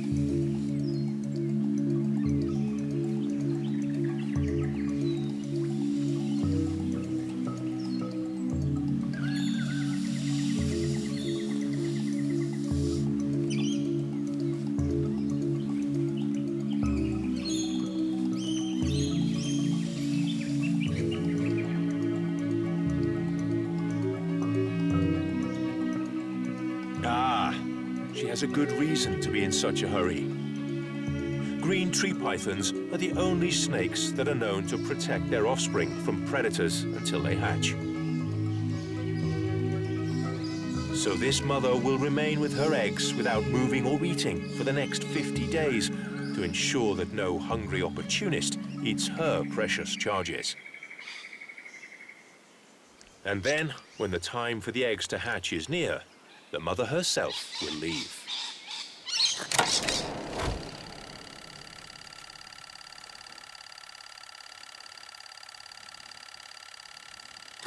This is the second part of this extraordinary evolutionary strategy. She knows how dangerous it would be for her young if she were to stay after 2 months of starving herself to protect them. So after spending so much time taking care of her offspring, she must now abandon them to their fate. Soon all the effort and worry, the risks, confrontations and relief of being a good parent in nature will begin to pay off. The next generation will grow and take its first hesitant steps, surreptitious swims or flights of fancy in their unfamiliar, surprising and always challenging worlds. All part of the rich and complex network of bonds and relationships that make up wild family ties.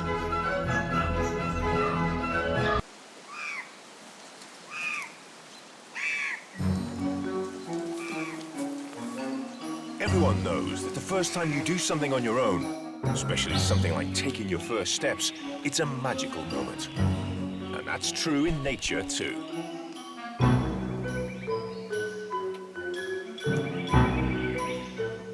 We're going to look at what it's like to grow up in the animal kingdom. And we'll answer some pretty important questions, like, what's it like to scale the heights for the first time?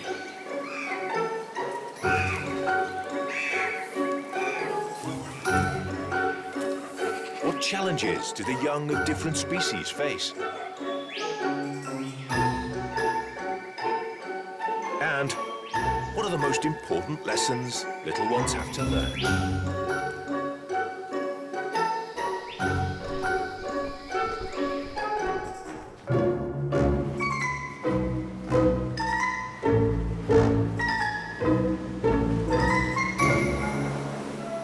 Welcome to Wild Family Ties.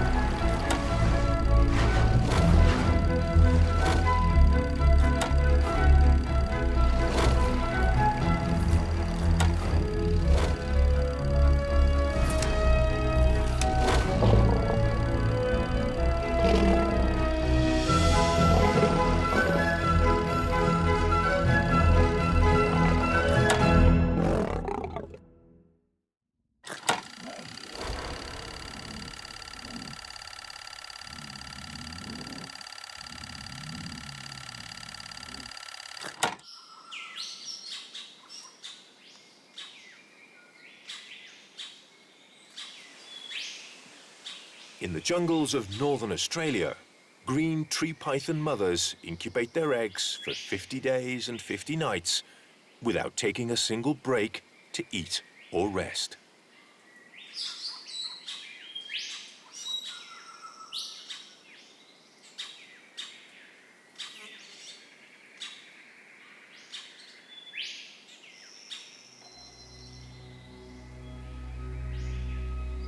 And then they abandon their eggs before they hatch to avoid the temptation of eating their own offspring.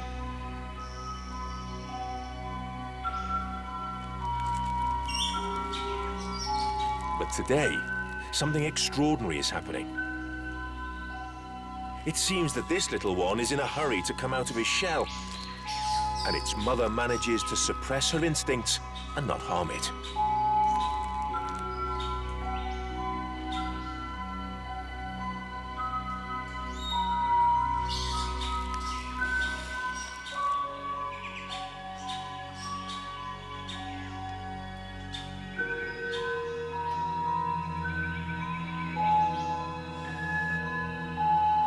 Green tree python snakelets, yes, that's what baby snakes are called, are in fact yellow, and from the moment they hatch, they must face life on their own.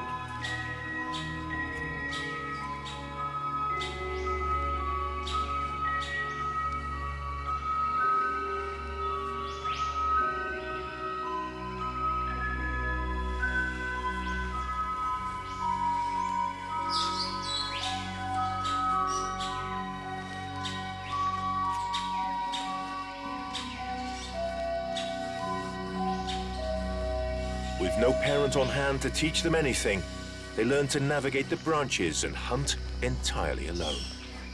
That's pretty brave for something so small.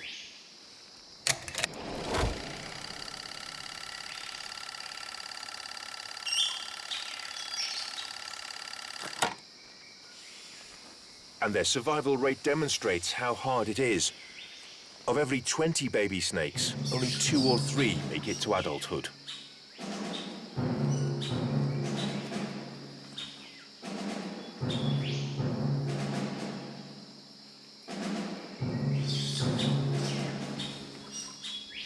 These particular snakes, especially little ones, are the common kookaburra's favorite meal.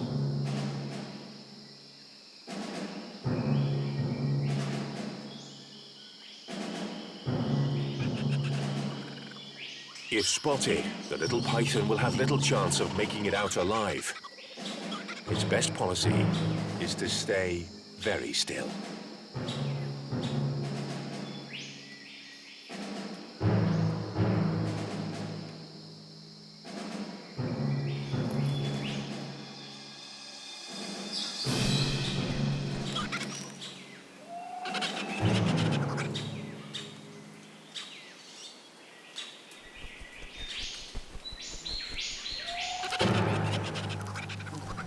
Too late. What bad luck. And on its very first day after hatching.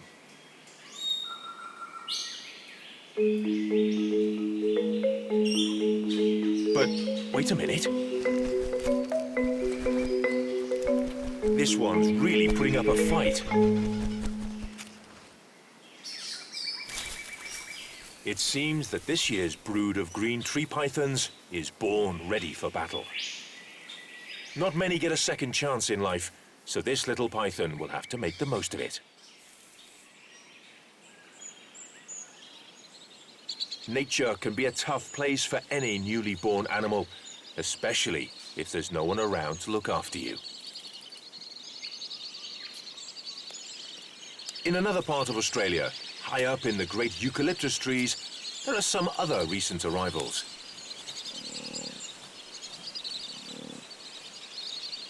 Unlike baby pythons, newborn koalas are much more dependent on their mothers.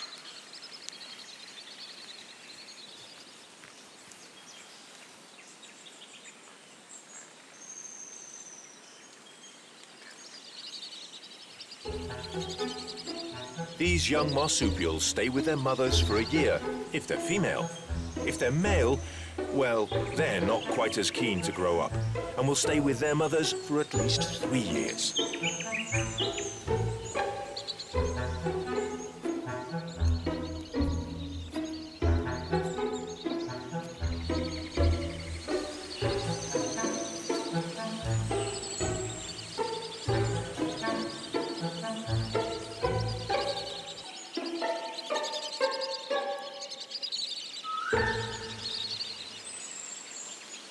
No one ever accused a koala of overdoing it on the active life front. They sleep for about 20 hours a day.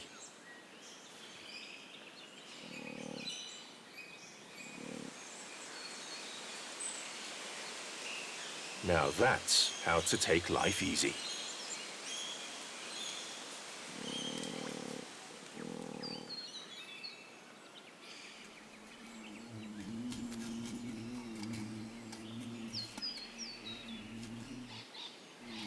Luckily, they have one of the sturdiest backsides in the animal kingdom. A handy cushion for all those long naps.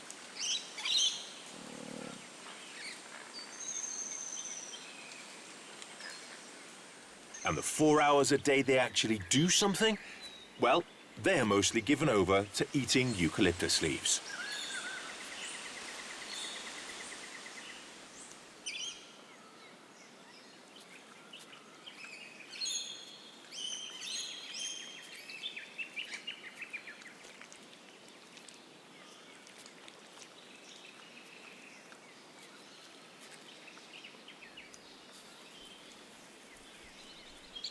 And while koalas might seem like easygoing creatures, when it comes to food, they're just the opposite. Of the 900 species of eucalyptus on the island, they will only eat 10 of them.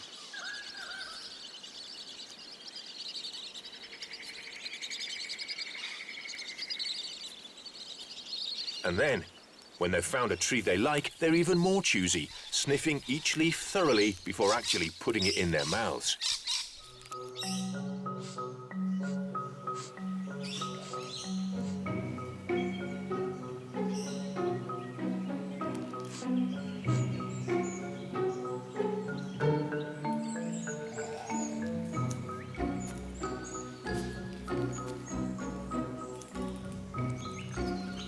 But they have a very good reason for being so picky.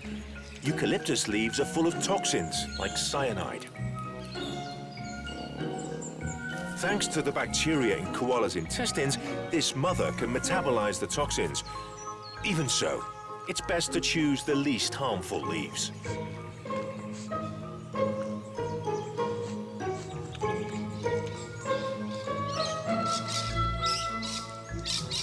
Unfortunately for young koalas, they're born without this capability.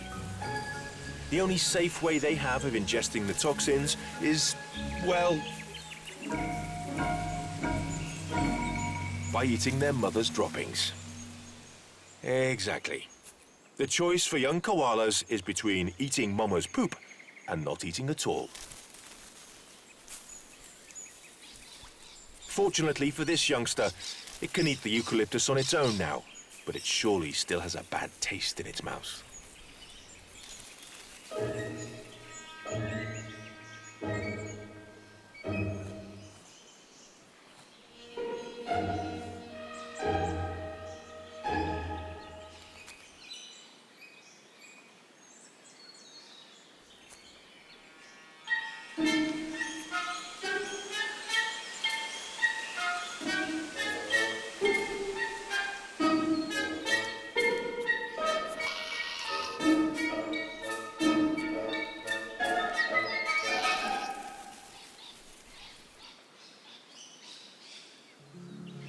After 4 hours of intense, well, for a koala, activity, it's time to sleep on the best of all beds.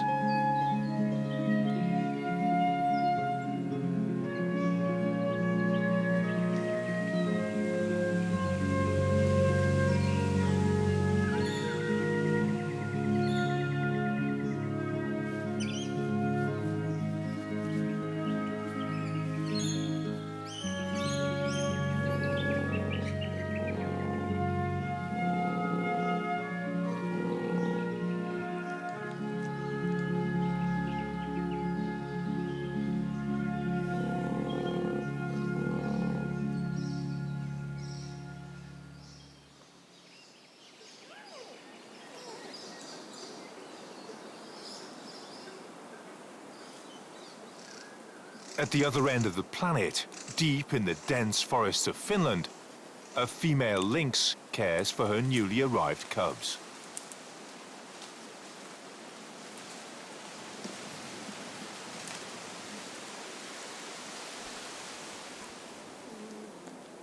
Mother lynxes lick their cubs not only to clean them, but also to strengthen the bonds between them, which in turn helps to keep the little family together. Although it may not always seem so, taking care of this couple of youngsters is an exhausting business, so she needs to make the most of any opportunity to rest.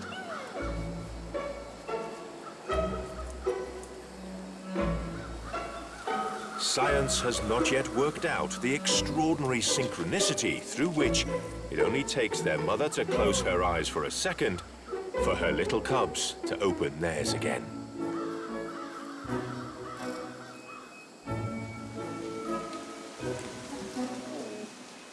These siblings look very similar, but have completely different personalities.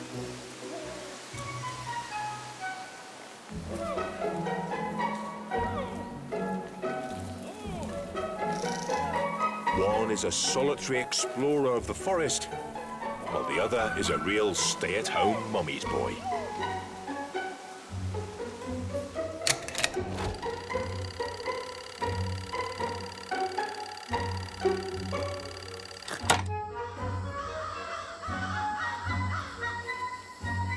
But you can see why, when your mama has such tempting ears.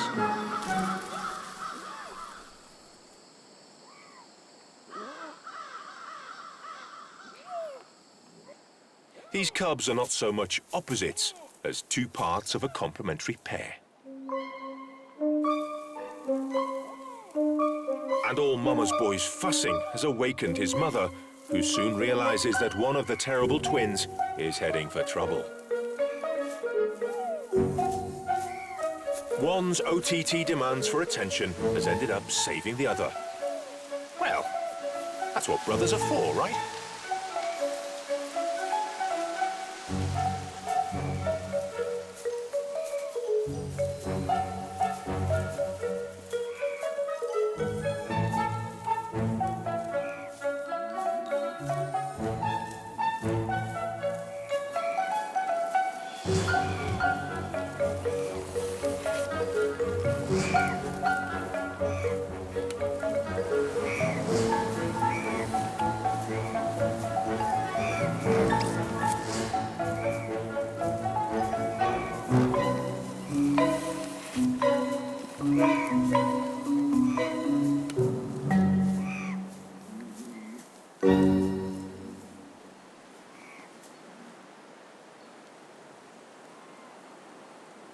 A few months later, with Mama's milk running low, the cubs struggle to squeeze out the last drops from their all-sacrificing parent.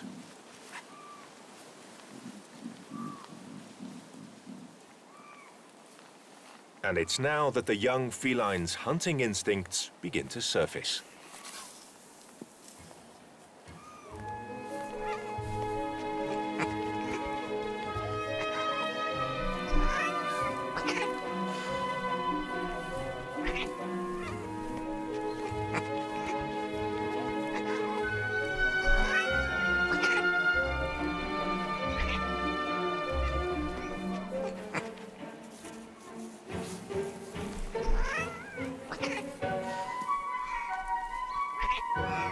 Little by little, the cubs get more and more adventurous, expanding their area of exploration. Even so, the protection of their mother, who does not take her eyes off them, is still their safety net.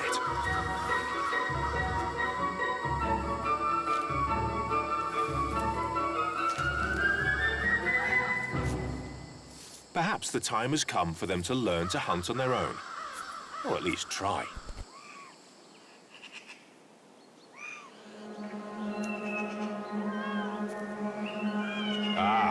Now that's a familiar scene. A cat trapped up a tree.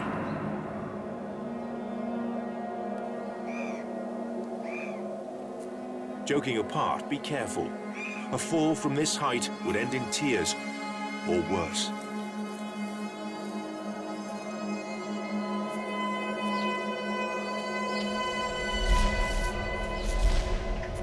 Lucky boy to have such a patient mother.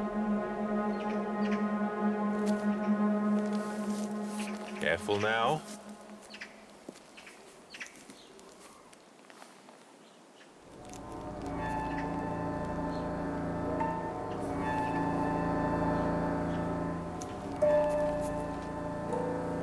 So much easier to get down from here.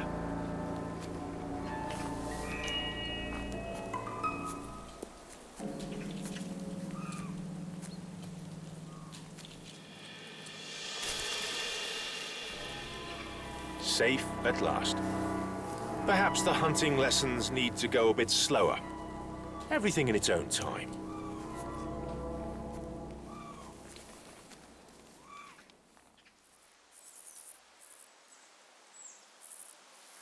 From cats to dogs, and from the north of Europe to the south, these are the juniper forests of the Iberian Peninsula.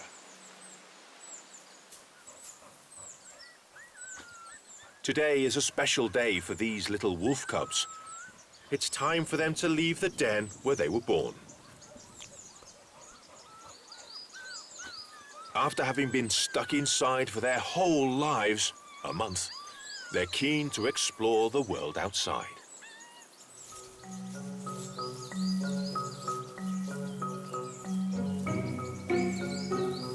Everything they come across is new and fascinating.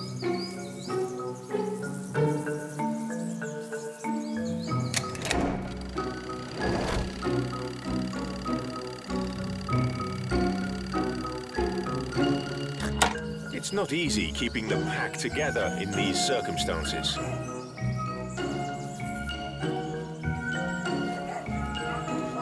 Before before they joined the adults, these wolf cubs still have a lot to learn.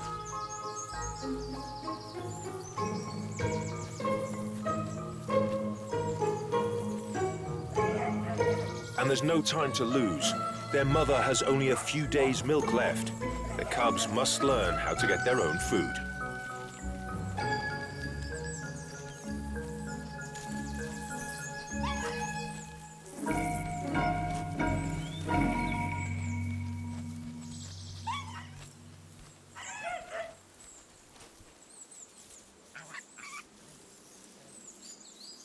These sweet little boar cubs are also beginning their lessons in the art of finding a meal. And they're right on point when it comes to learning by playing.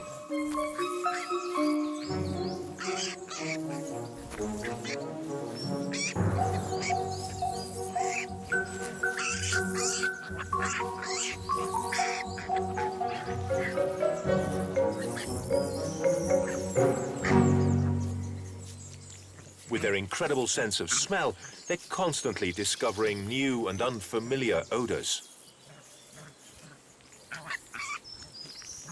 And no scent compares to that given off by delicious acorns.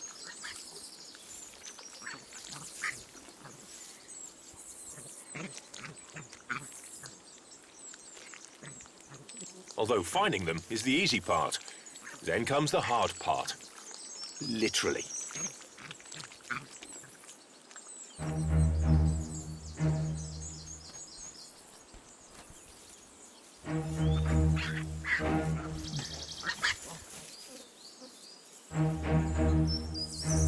The little boars are not a bad target for the wolf cubs, except for the giant guardians protecting them.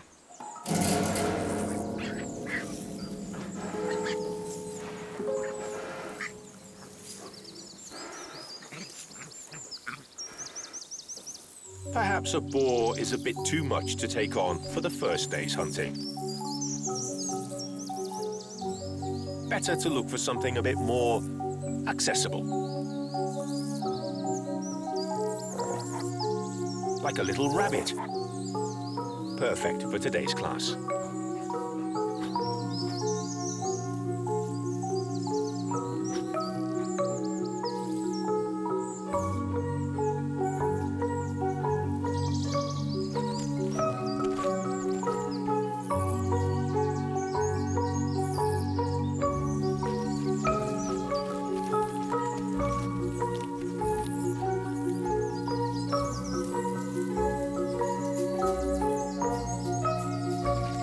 The embodiment of fast food. Maybe even this is too much for the cubs.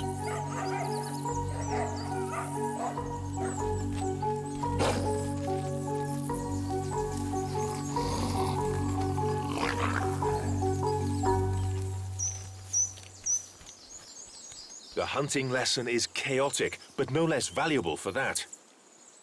Now it's time to move on to the next subject. Table manners. When the cubs eventually join the pack of adults, they will need to be very clear about the strict hierarchy that controls the whole group. When it comes to mealtime, there's only one rule. The leader eats first. In this case, that means mother.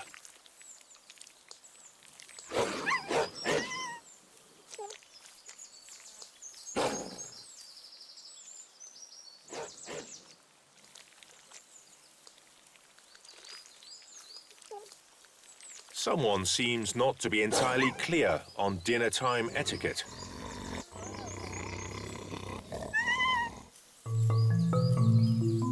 Wow, well, that was unexpected.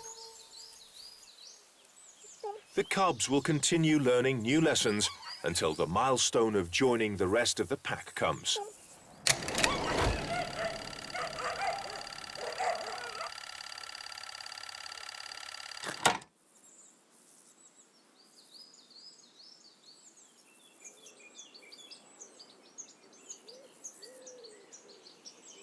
Days pass, autumn arrives, and the leaves turn brown and yellow.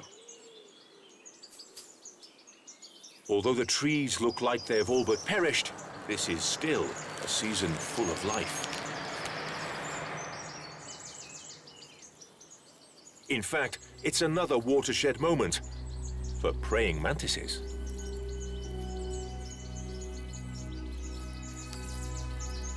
This female's abdomen is swollen with her heavy load of eggs. She must find somewhere to lay them soon.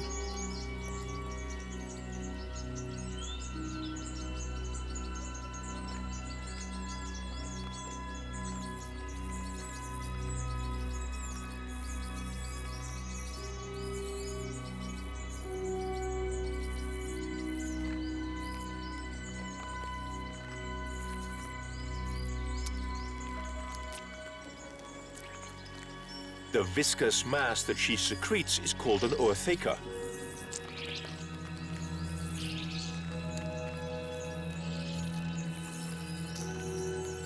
It can hold more than 400 eggs.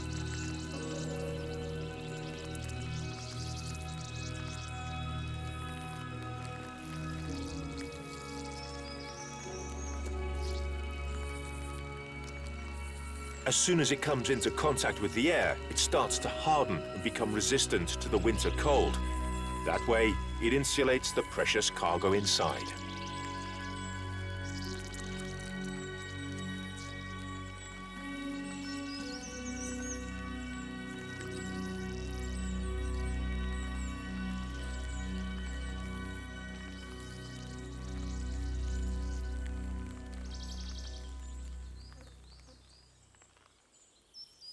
When she's finished laying, she abandons her offspring, whom she will never know.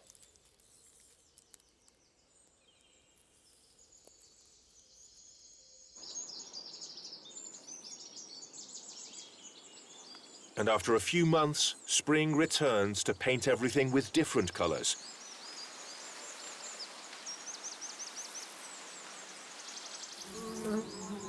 The fields burst with flowers, and countless new beings emerge into the light.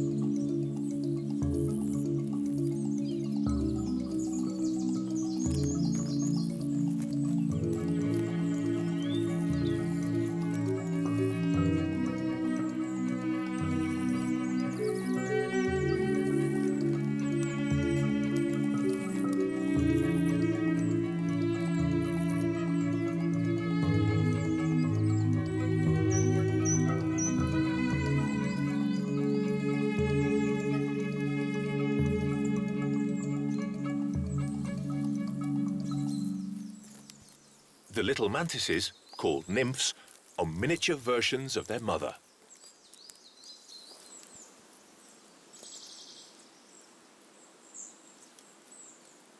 They'll not reach her size until they've shed their exoskeleton between 6 and 9 times. With each molt, they get a little greener, which is essential if they're to be camouflaged when hunting and hiding from predators. Even then, you can never be quite sure that a hungry relative won't choose you as the main course for dinner.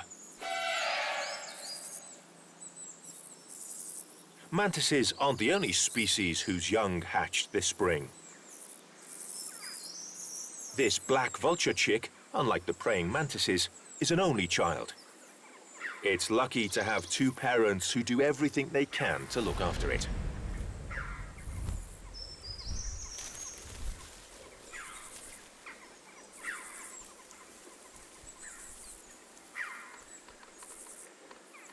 While its parents go in search of food, it just has to wait in the nest and open its beak when they return.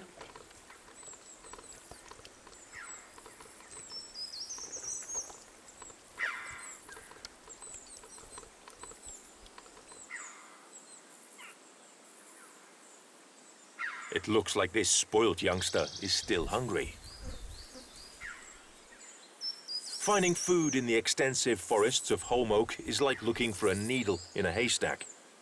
So black vultures will fly several kilometers from their nest.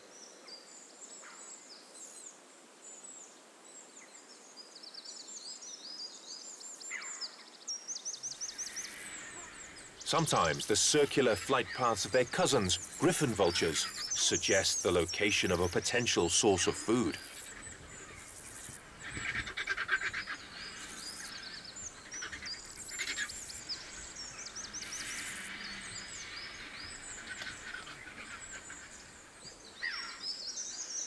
Meanwhile, back in the nest, the young black vulture waits for its parents.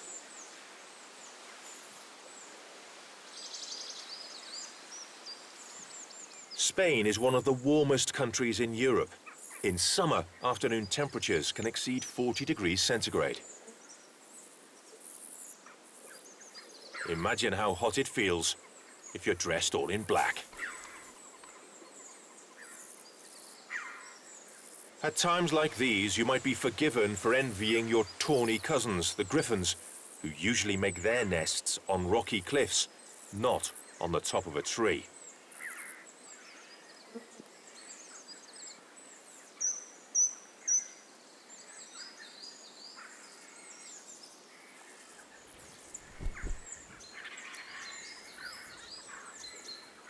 Who in their right mind would put a nest right out in the sun? What a difference to be spending summer in the shade.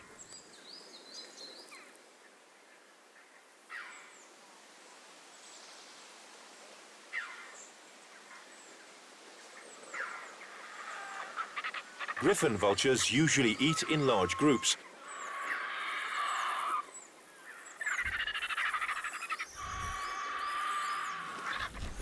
While black vultures are more solitary diners.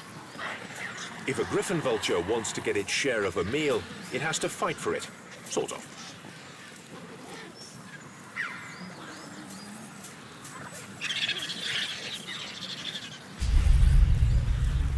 They use their size, spreading their wings to their full extent of almost 3 meters.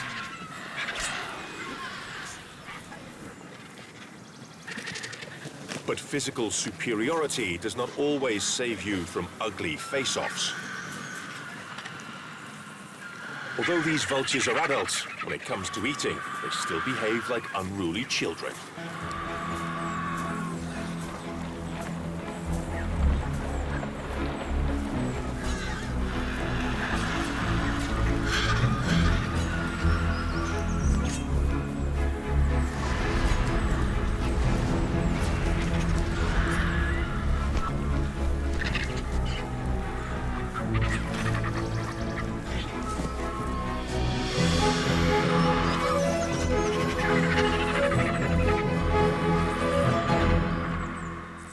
Unable to escape the scorching heat, the poor young black vulture is still waiting for its parents. If they take much longer, they'll be returning to a nest of roast chick.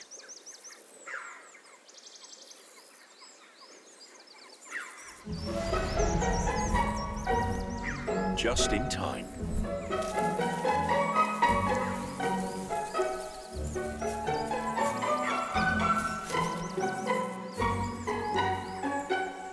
Black vultures' immense wings are not only useful for flying and intimidating adversaries, but also as a parasol for their babies. There's no doubt, some are just born lucky.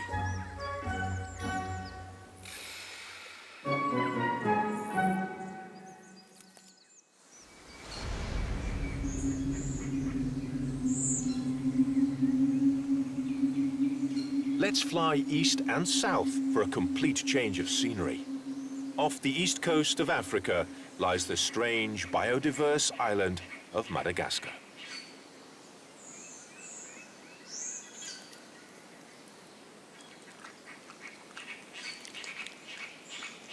Around 90% of the species in its jungles are endemic. That means they can only be found here on this special island.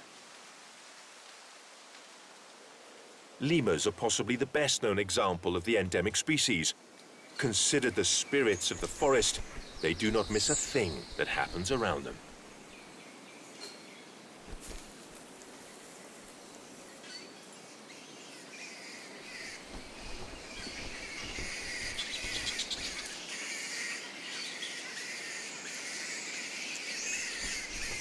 Roosting in a tree, hanging upside down like fruit, Madagascar flying foxes.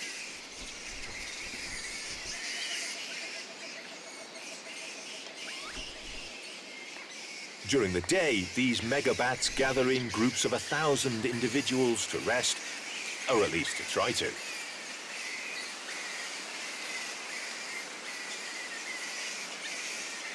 You might say that the only fruit hanging here are the fruits of love. Protected under their mother's wings, young flying foxes cling to their parent as if their lives depended on it. And they do. These are giant vegetarian vampires. They drink everything but blood.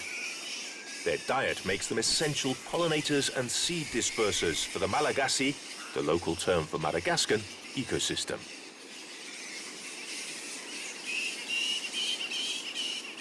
And what happens when a mother flying fox needs a midday snack?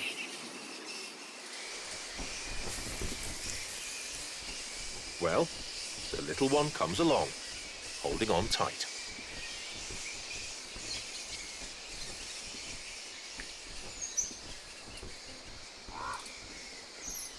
But problems occur when the air spaces of different mothers overlap. This pied crow mother, for example, feels threatened.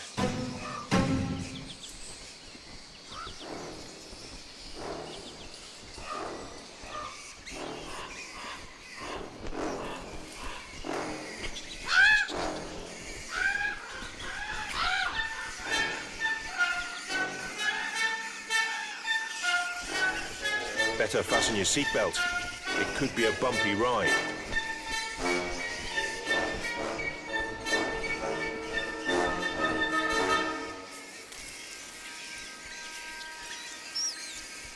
This young flying fox just wasn't strong enough to hold on.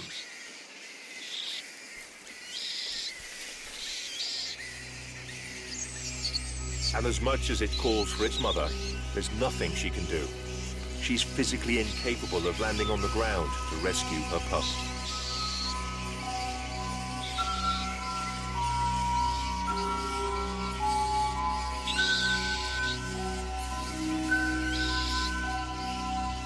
Only those strong enough to cling on to their mothers will have a chance of surviving their infancy.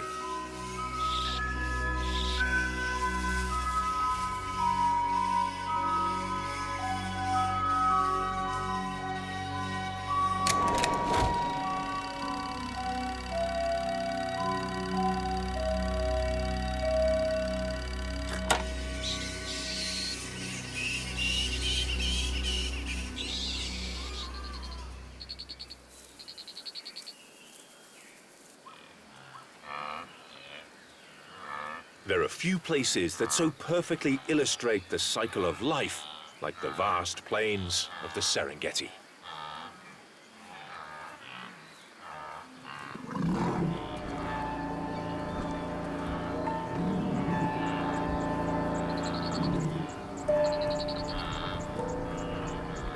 The classic conflict between predator and prey, the quintessential drama of nature, leaves thousands of victims in its wake.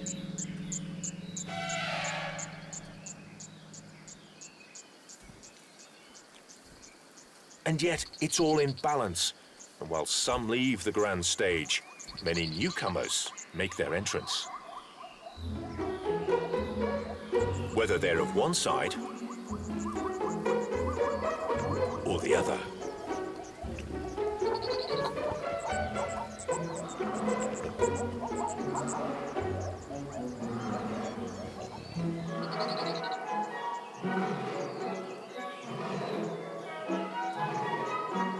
These youngsters all have something in common.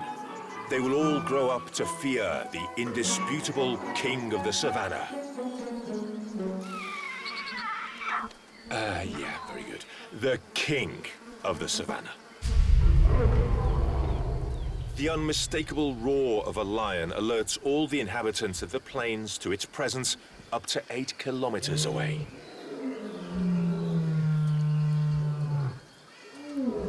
Meanwhile, this cub's less than terrifying muse may still lack a little kingly authority and power, but it's the attitude that counts, right?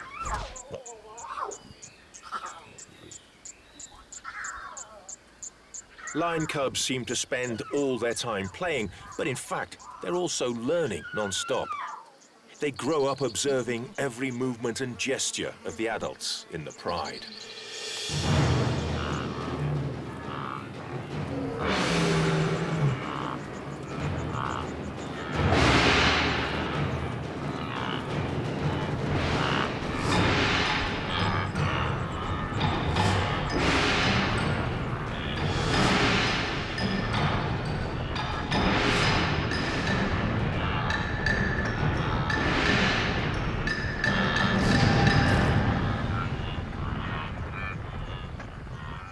Once your mother and aunts have done their part, you'd better not be late for dinner.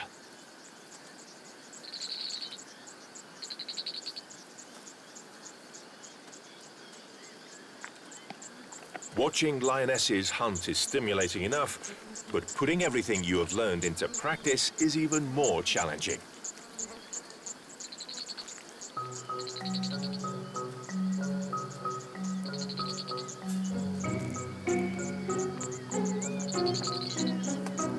Remember how to do it. Low to the ground. Get close to the prey, little by little. It's not that complicated, right? And...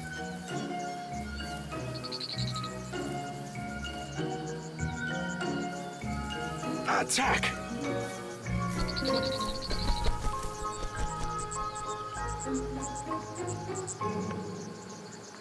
Well, this little lion clearly has a few lessons still to learn, but then only practice makes perfect.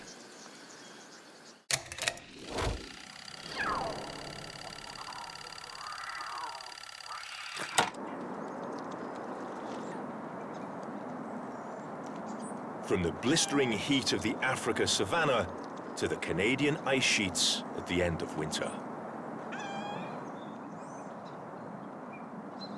As temperatures start to rise, the ice starts to thaw, and polar bears are forced to migrate onto dry land.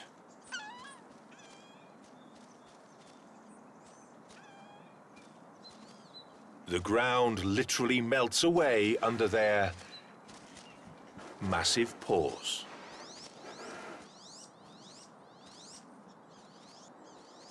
Unlike their relatives, the grizzly bears, polar bears don't hibernate.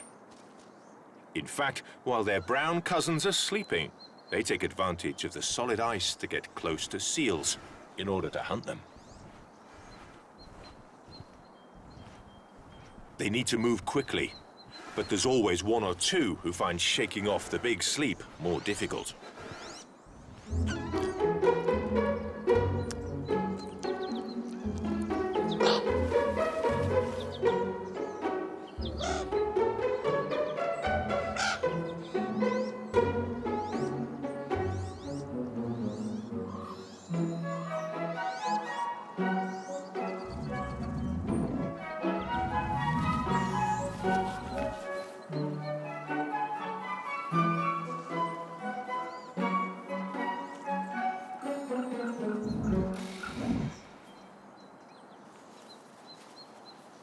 This small family is taking a break.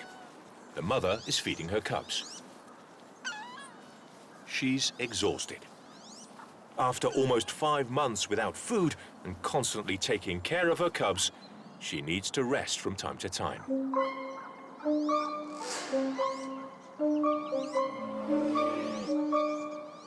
Her new litter, on the other hand, seems to be interested in everything except taking it easy.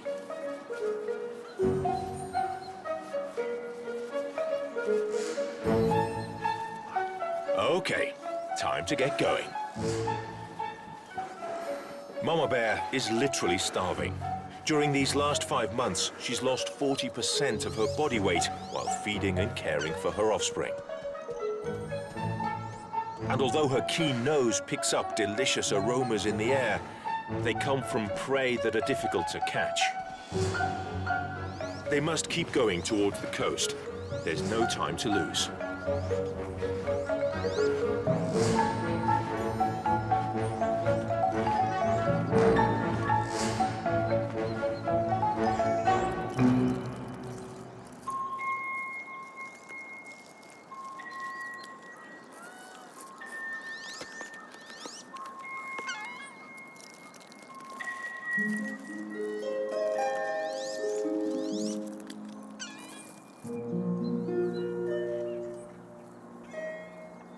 The little bears grow quickly, and as they do, so does their hunger.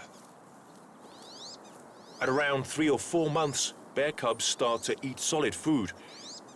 But for that to happen, their mother needs to catch it first. Polar bears are essentially carnivorous, but if she cannot catch any prey soon, this family will have to settle for some greens. Seaweed.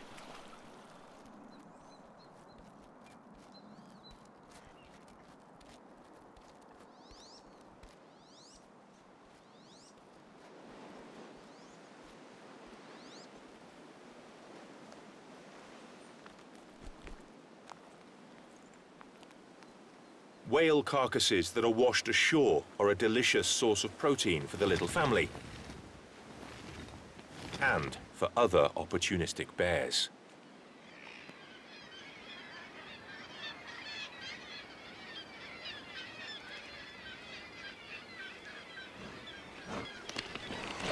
It seems that everyone is relieved not to be having salad.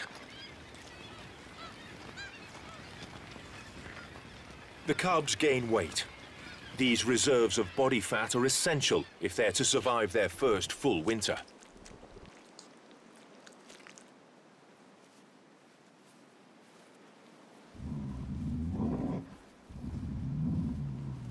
But for now, with their bellies full, it's time for a well-deserved rest.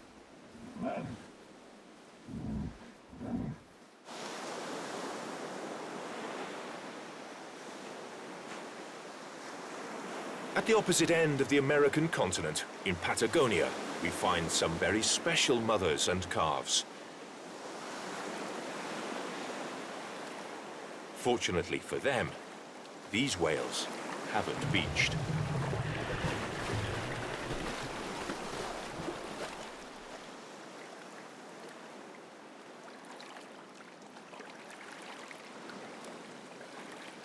Between May and December, 1/3 of all the southern right whales in the world congregate on the coasts of the Valdez Peninsula to give birth and watch their young grow in this bay.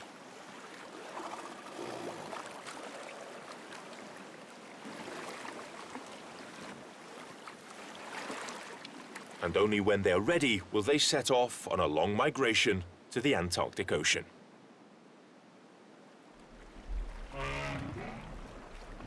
But before they do, it's time to review some key terms in the species' body language. Lesson 1. Greeting others with the pectoral fin, known as peck slapping. A standard gesture of seduction.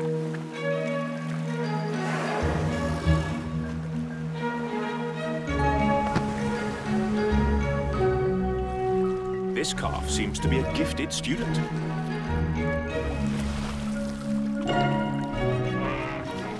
Next, slapping the water with the tail fin or fluke. Very useful for warning other whales of nearby danger.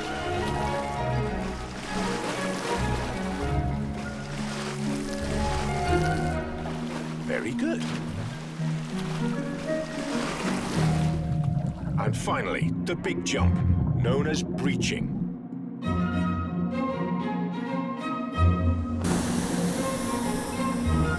As well as having the same meaning as the other two actions, it's also great fun.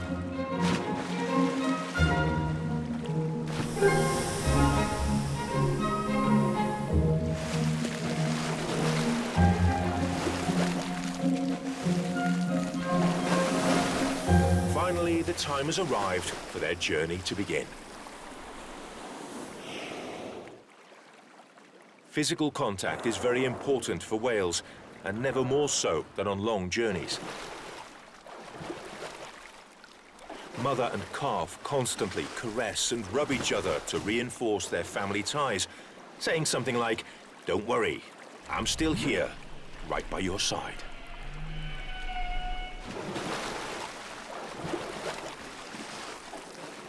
By remaining in constant physical contact, they can alert each other to the presence of predators, such as sharks and orcas, that feed on young whales.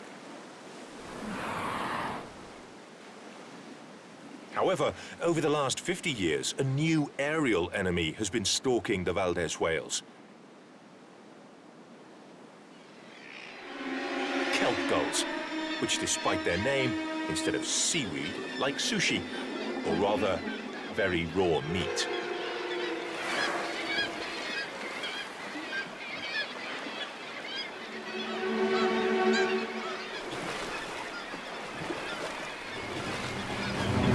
These birds wait for the whales to surface to breathe and then peck at their skin.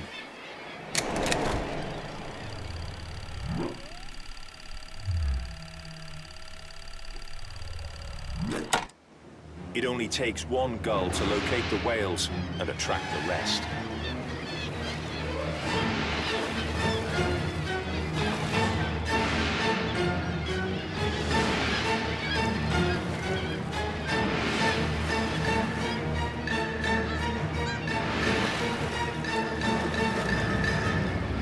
The best way to avoid them is to stay submerged, breathe with only your head out of the water, and get away from there as soon as possible. Whatever happens, whales always have one of the most incredible forms of communication on the planet at their disposal: their unique and unmistakable song.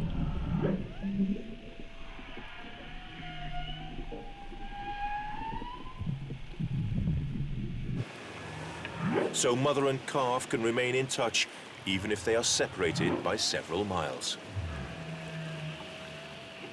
Ah, there you are.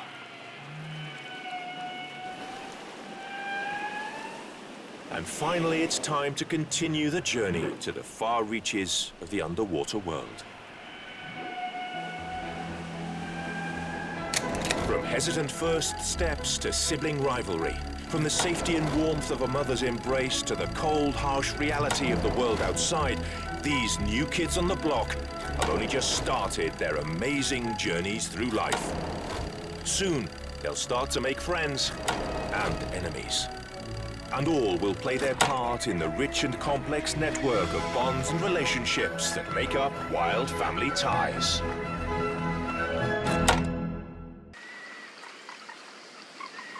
When you've got a friend, the ups and downs of life's adventures are much more bearable and fun. And that's true in the natural world, too.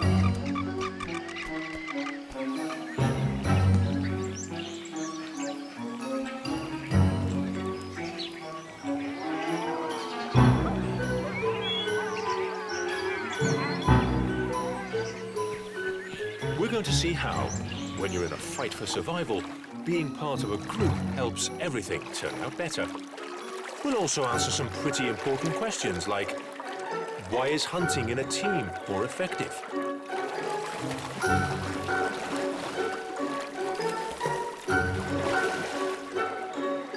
How do male animals band together to get females' attention? And what language do animals use to strengthen the bonds between each other?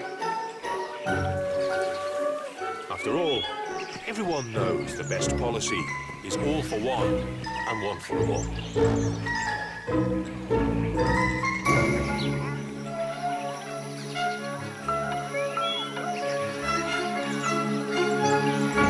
Welcome to Wild Family Ties.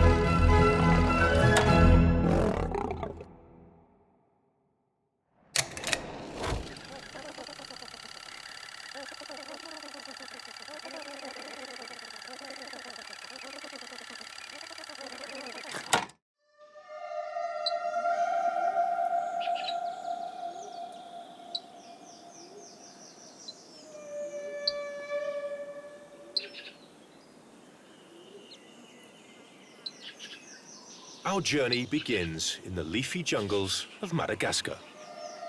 Here, there are some primates that are experts in forming strong personal bonds by using one of the most important tools: communication. Indris howl to mark territory and to strengthen the ties, both within and beyond the immediate family.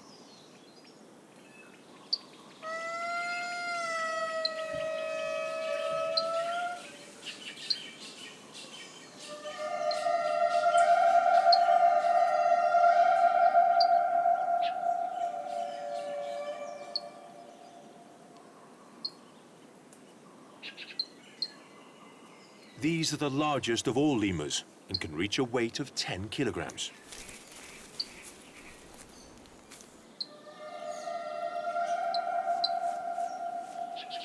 But since they're vegetarians, they employ their impressive physique not to hunt other animals, but to get to the tenderest leaves of the laurel trees on which they feed.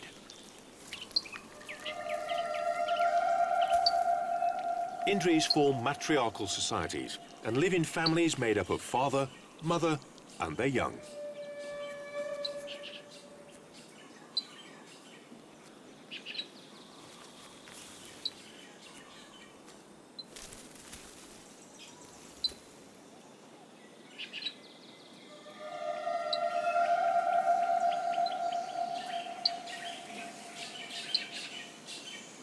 Sharing their territories with other families helps with security, and that's when it's an advantage to be able to cooperate, which Indris do through sound.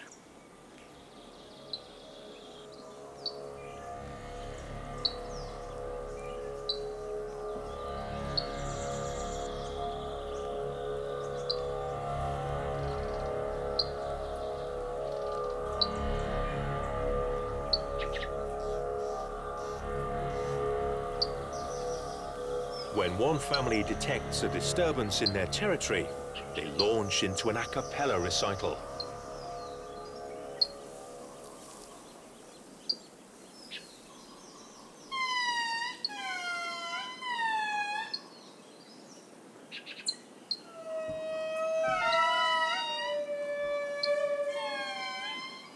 In fact, rather than a choir, they sound more like ambulance sirens.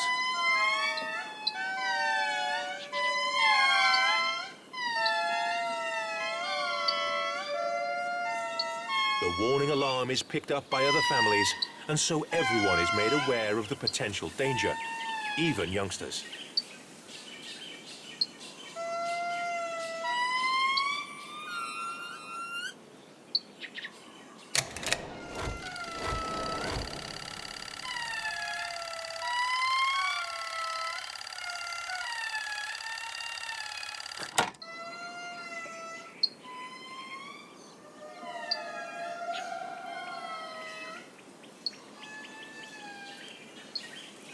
Primates are not generally fans of snakes. Best to head off for now.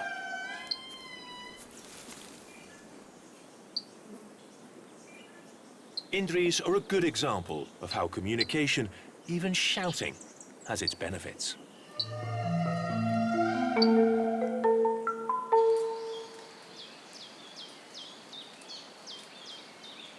Let's head to another island now, Australia.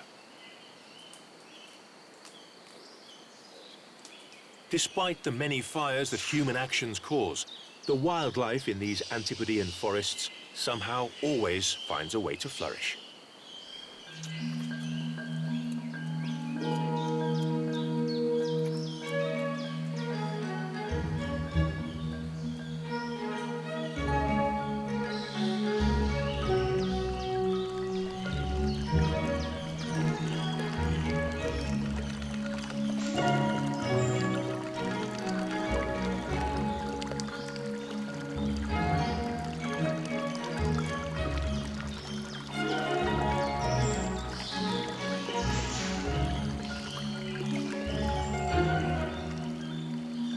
Life seems calm enough down on the forest floor.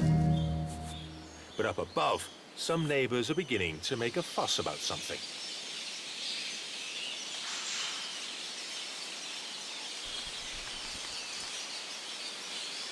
Metallic starlings live in groups in a kind of commune, like something from the 1960s and 70s.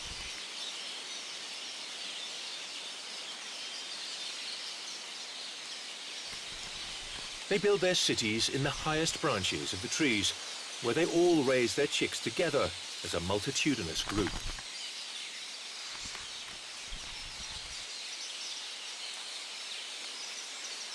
And a bit like late 20th century hippies, they like to use the natural materials that Mother Nature offers. In their case, they gather plant material to ensure their nests can resist the strong Australian winds.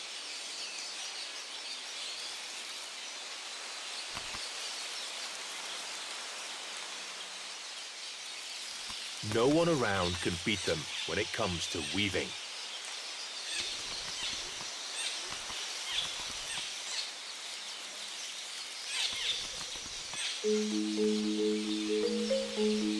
These are the highest kindergartens in the animal world.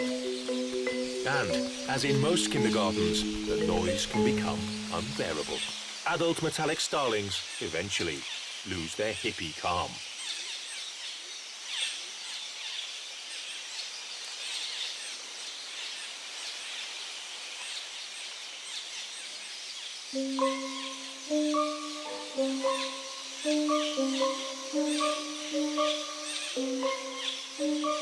The screaming of the young is kind of infectious, and soon the mothers turn on the males, demanding they look for food. It's hard to peace out, man, when the little dudes are making so much noise.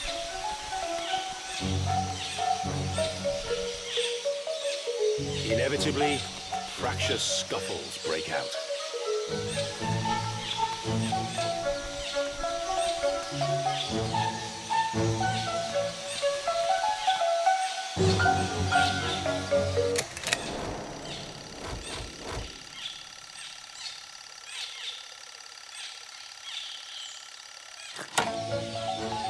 The only way to get their chicks to close their beaks for a moment is by feeding them the ripest, tastiest fruit.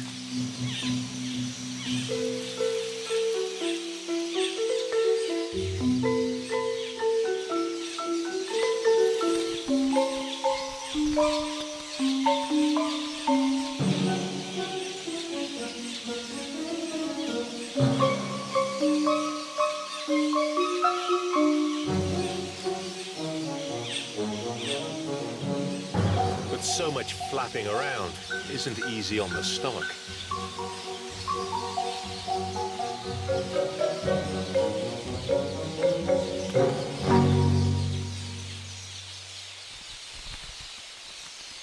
Working and living as a team improves the metallic starling's reproductive capabilities. When a parent dies, other members of the commune take care of their young, and so none of them go hungry.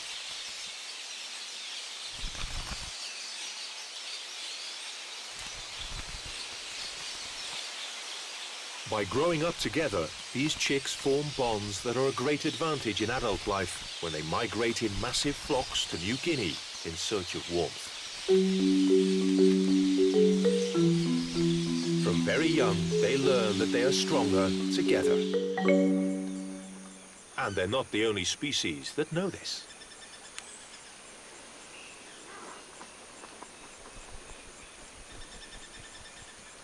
On the other side of the globe, fierce and terrifying siblings emerge in the heart of the great Orinoco River Basin.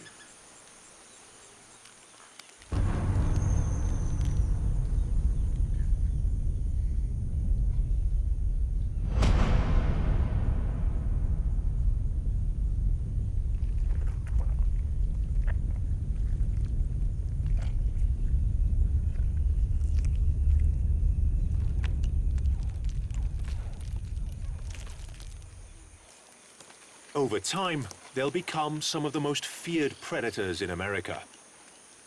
But for now, these recently hatched crocodiles look pretty adorable. and vulnerable.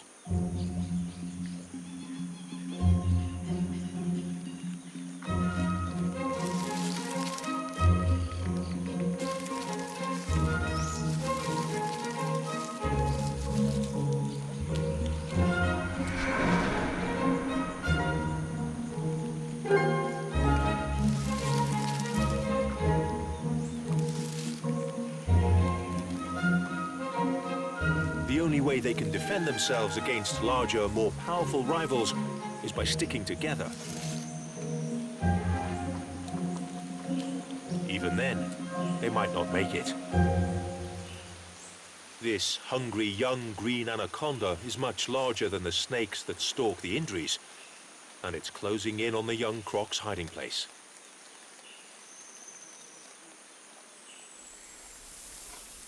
Smelling the air with its tongue leads the snake to find the reptile siblings.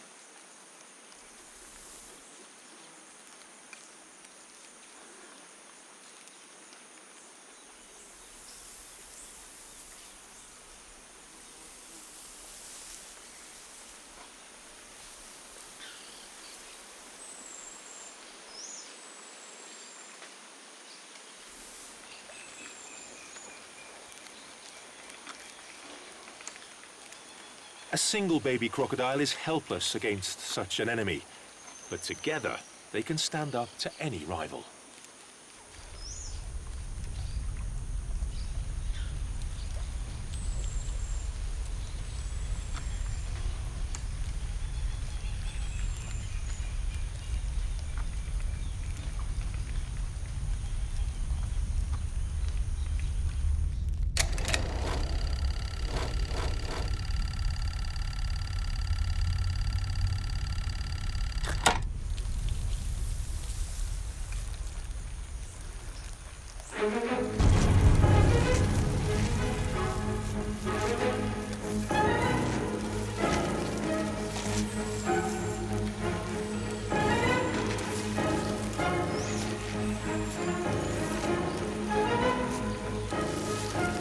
No matter how young and apparently defenseless it might seem, no crocodile will let itself become someone else's lunch without a fight.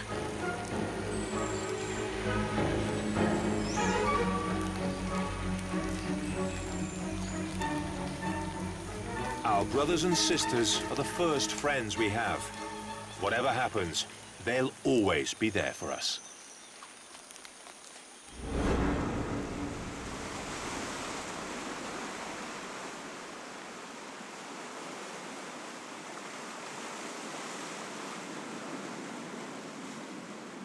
Much further south on the American continent, the semi-desert landscapes of Argentinian Patagonia are the home of some tireless runners. Guanacos.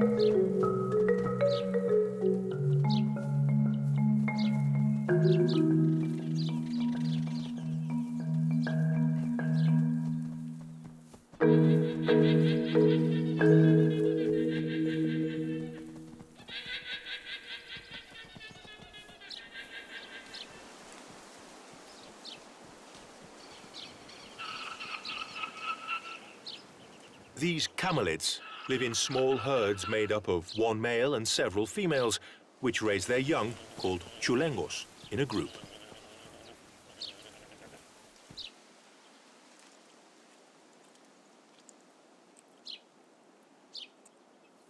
Like the metallic starlings, with the arrival of the new youngsters, the family gathering turns into a 24-hour nursery service.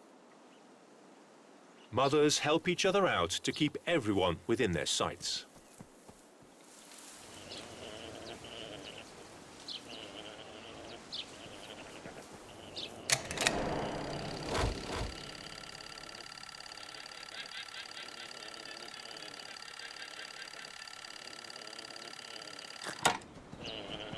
you know what they say. You scratch my back, I'll scratch yours.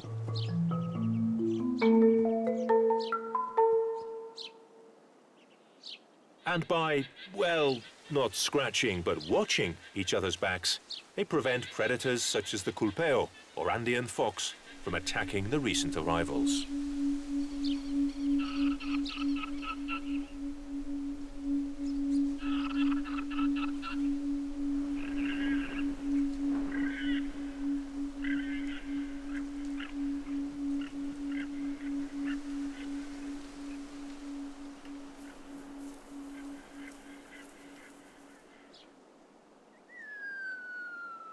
And sometimes, even unexpected friends help out at the nursery. These nyandues, or rheas, share the neighborhood with the Guanaco family.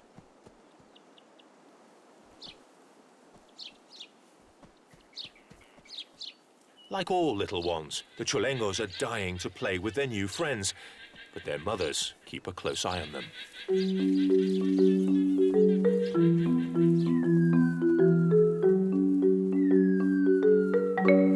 The cholengos will have to resist the urge to play catch as catch can.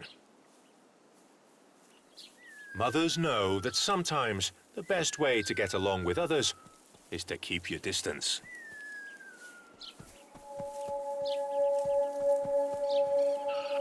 Although most clearly seen in mammals, there are hierarchies in every group of friends.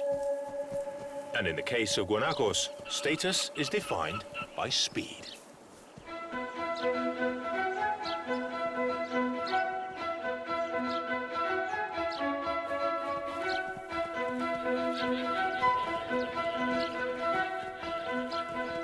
When male guanaco reach adolescence, they start to race each other. This helps to establish each one's place within the clan.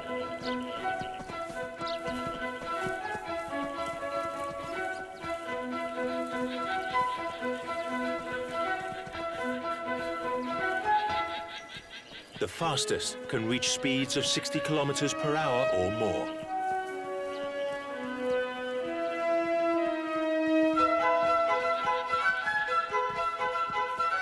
And not only does running help structure the group, it's essential for survival, since there are few places to hide in this habitat. So they need athletic ability to be able to escape from hunters.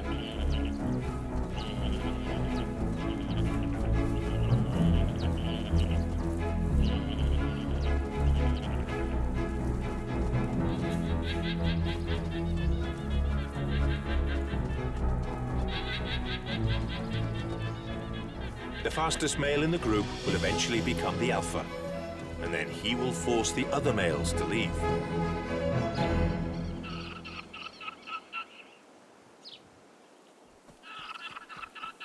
It's the same old story. Cupid shoots his arrow, and friendships pay the highest price.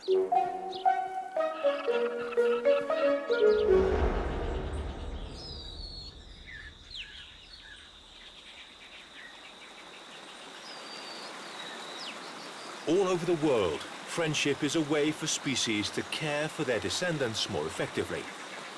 But the benefits of teamwork don't end there.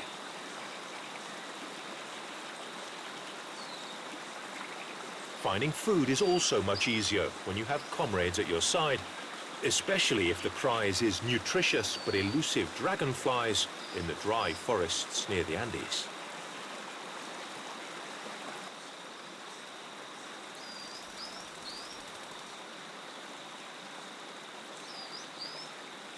A temporary shortage of water forces dragonflies to gather on the few rivers that are still flowing.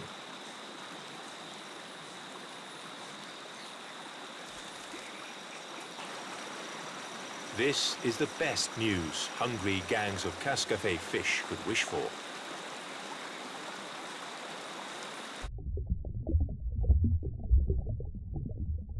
Cascafés swim in groups throughout the Andean river basins that crisscross the mountains in Peru and Ecuador.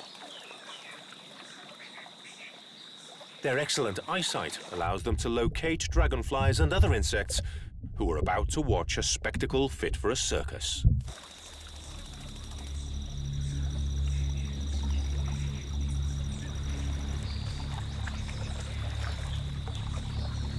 Drum roll, please. And off we go.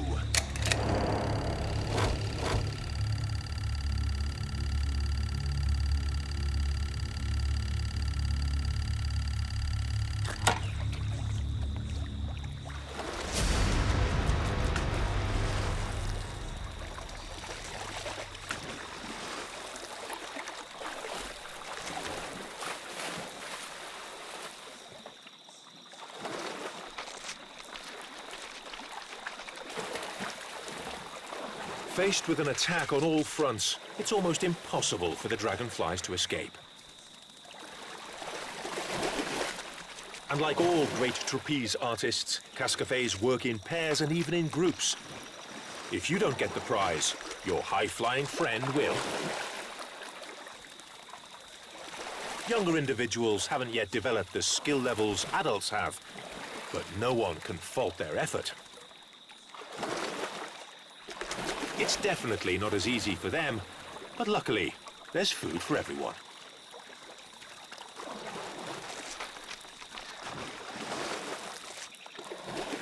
What makes it even better, jumping for joy with friends makes any meal taste twice as good.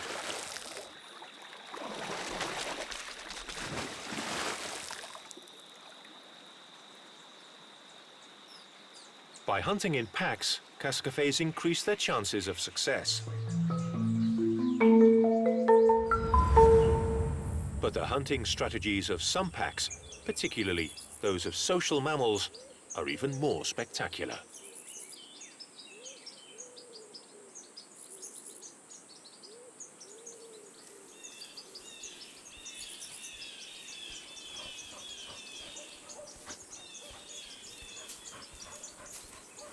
High in the mountains of the Iberian Peninsula, a pack of wolves has picked up the scent of something tasty in the air.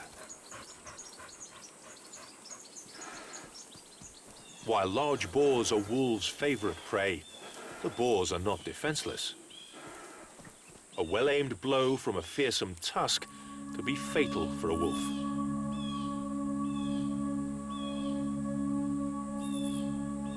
So, the pack has a plan.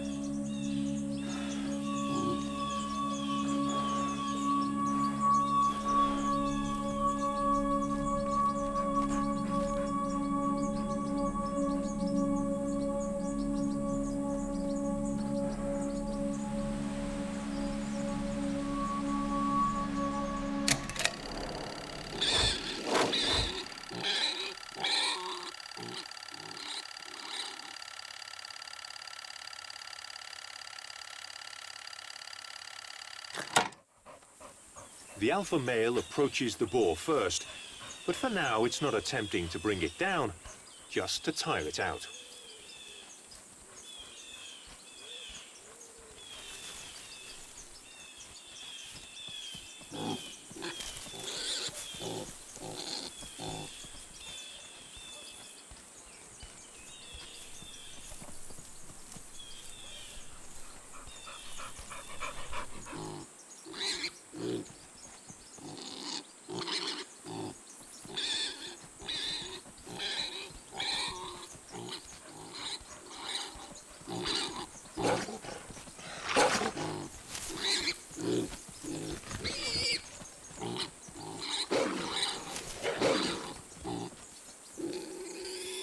Then, when the time is right, backup arrives.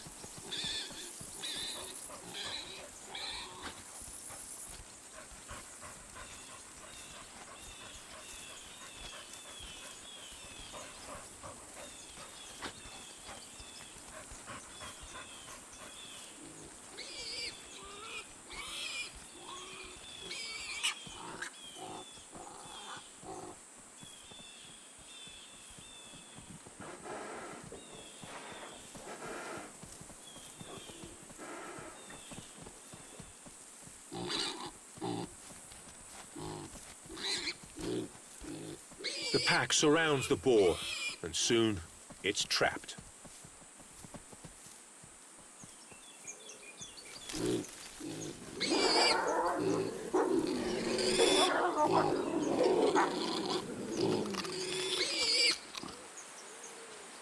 Everyone feels better with a full stomach. But in the pack, not everyone can eat entirely in peace. Like all good friends, the wolves constantly look for opportunities to wind their companions up.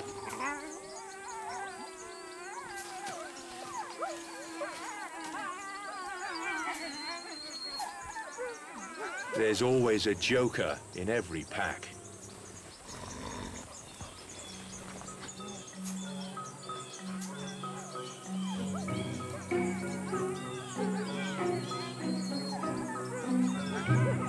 Some mothers do have them.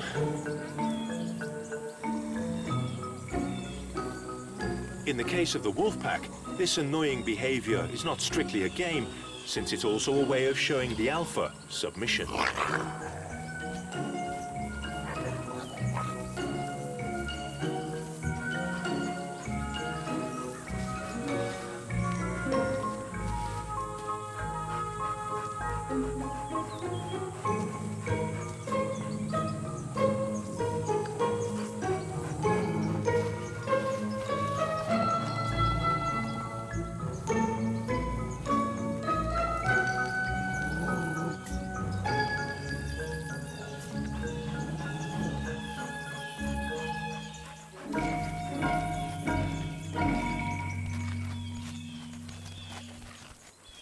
With friends like these, who needs enemies?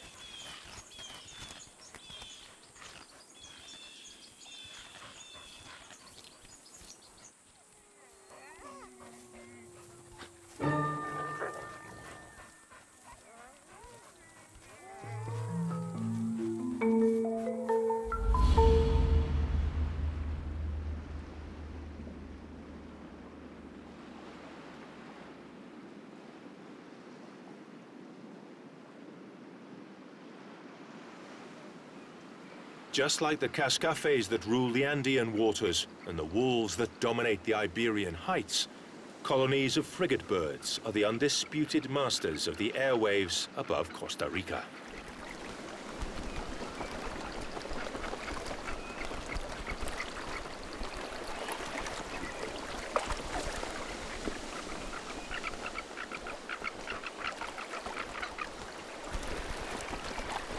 With their angular bodies and tapered wings, they navigate on the wind like nimble kites. But frigate birds need to be careful when approaching the sea. Their plumage isn't waterproof.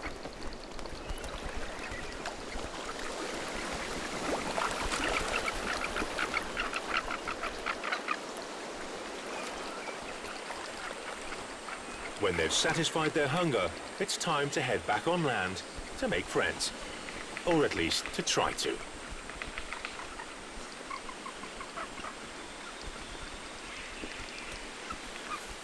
It's like an avian high school. A tightly packed space full of hundreds of difficult youngsters and their hormones. No one escapes the sideways glances and not so subtle gossip.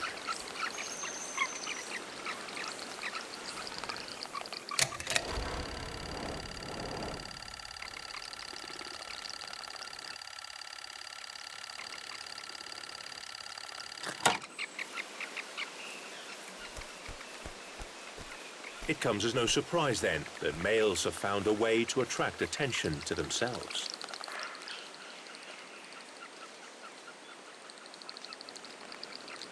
They inflate their huge red throat, or gula sacs, to impress possible mates.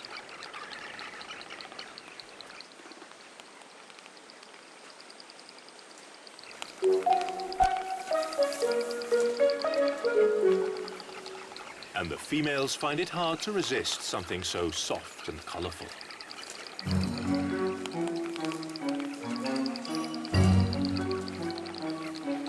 Such public displays of affection inevitably make other males jealous.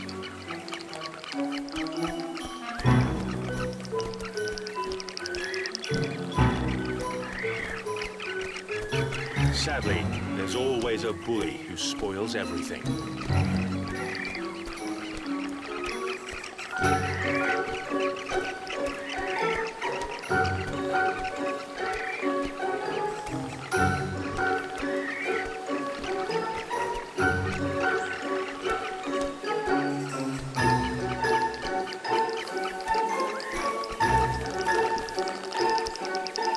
Then, the females aren't far behind in the fighting stakes. Once one has chosen their male, they won't allow anyone else near.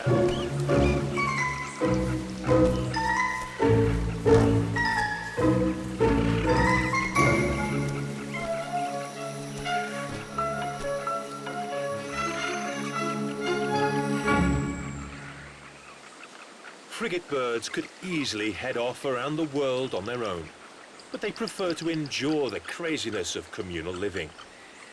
Being close to your own kind is a very compelling motivation.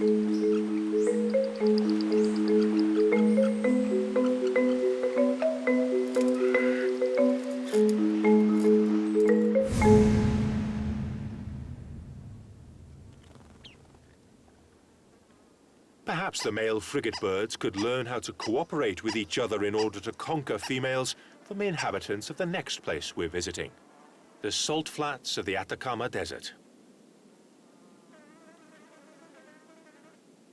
Despite their arid appearance, and they are very dry, they're still home to a multitude of amazing species.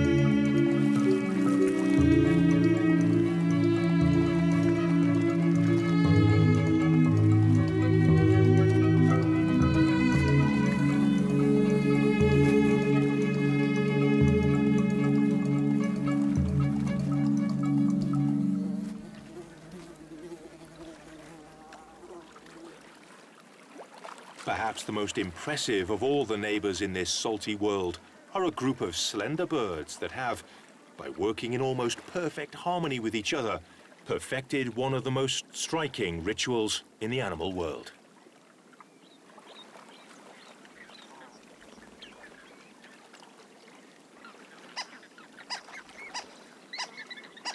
Andean flamingos live in lagoons at an altitude of more than 2,000 meters. They spend most of their time filtering algae and small insects out of the water to eat.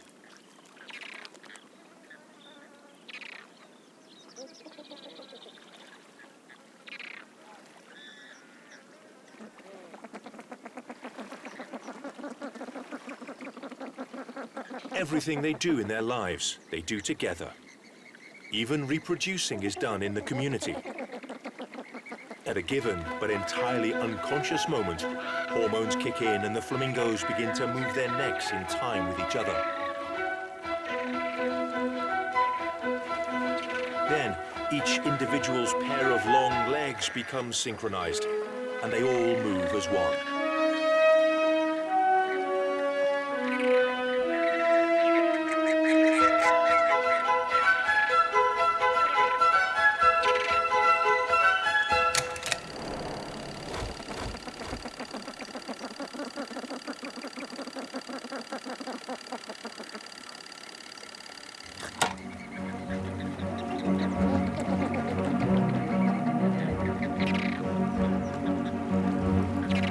Within barely a few seconds, the driest desert in Latin America is alive with a wild but perfectly synchronized and beautiful choreography.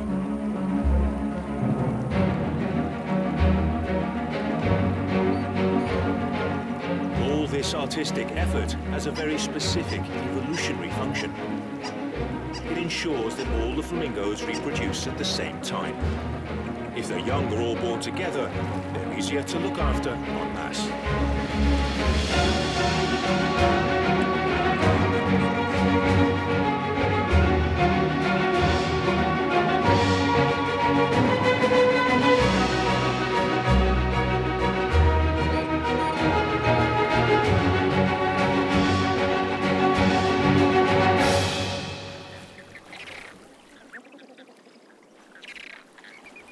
Then, as suddenly as it started, it's over. The rhythmic explosion ends, and the leggy birds go back to filtering for food, as if nothing has happened. So flamingos are experts when it comes to group courtship, but they're not the only species that is.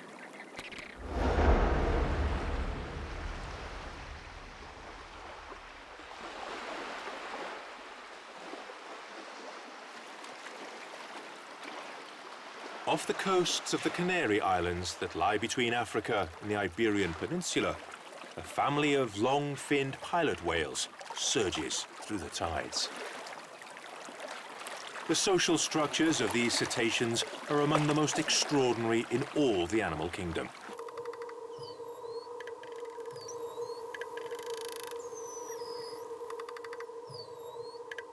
The pilot whales navigate the oceans in matriarchal groups, and the young are never far from their mothers or their grandmothers. Similar to humans, pilot whales are one of the few mammal species for whom grandmothers have an active and primary role in the family unit.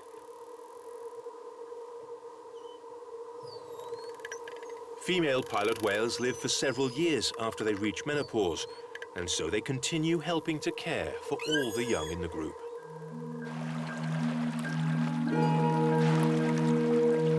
Sometimes, when pilot whales' families cross paths, they come together to form a temporary larger group. This is the only opportunity the males of one family have to mate with the females from another.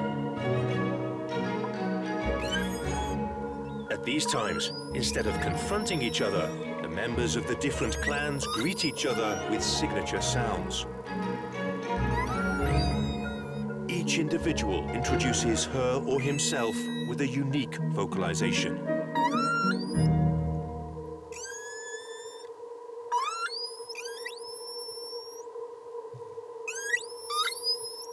And both females and males are polygamous when mating.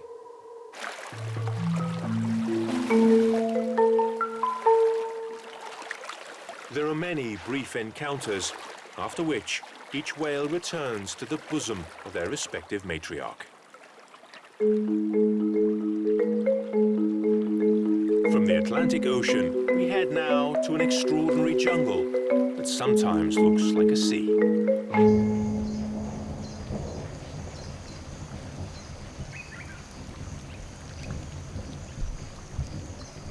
The seemingly infinite Amazon.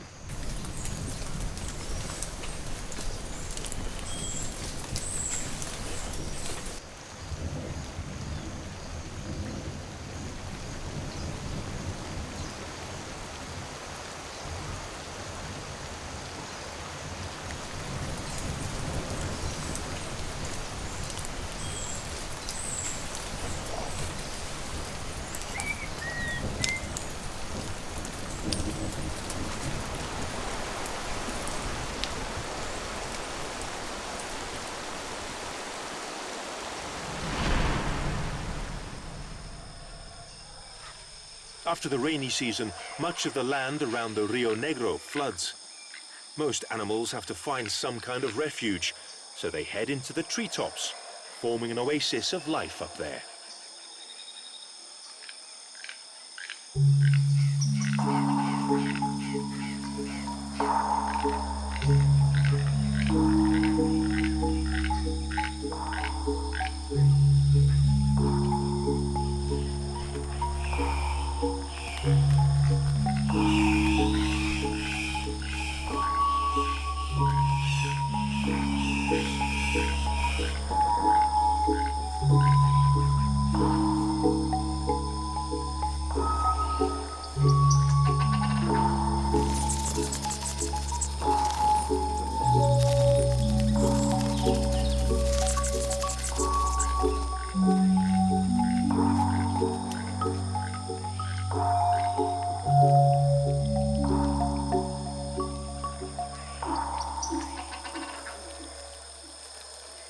Even insects like ants are forced to build their homes on the branches above the water.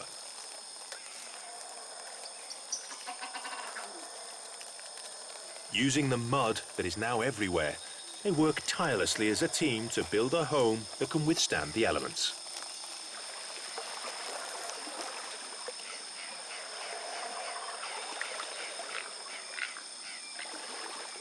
But ants aren't the only team of workers claiming a patch of the forest.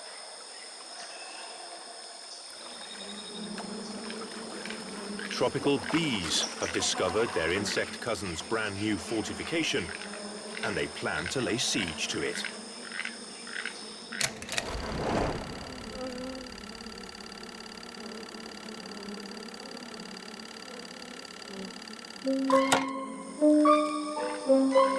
When two gangs meet in the same neighborhood, a showdown is all but guaranteed.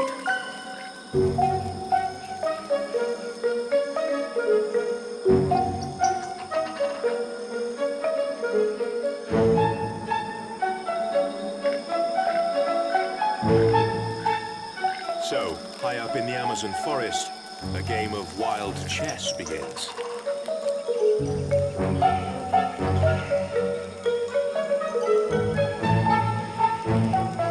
Bees and ants are the most social insects.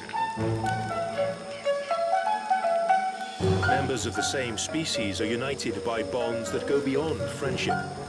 They're individual parts of the same whole, armies that work for the common good of their group.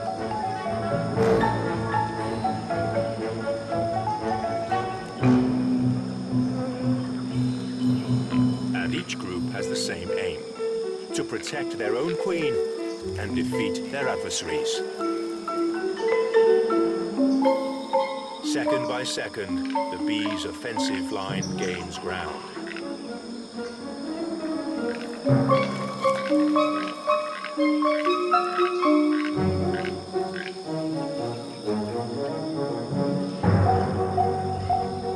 So despite their exhausting team effort, the ants will have to seek refuge in another part of the jungle.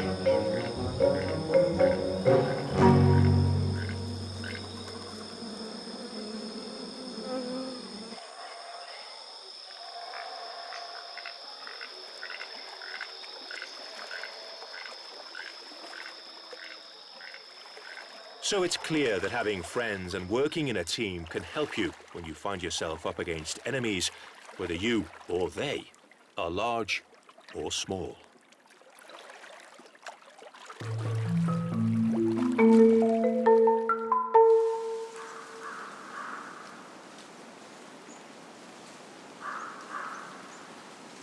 But sometimes, the mere presence of companions is the most important thing. It's true for almost everyone that the tougher life gets, the more you need a friend.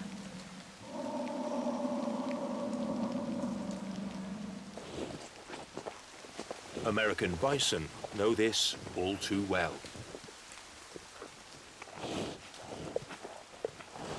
When winter hits the northernmost forests, various smaller herds of bison come together to form temporary groups with more than 50 individuals.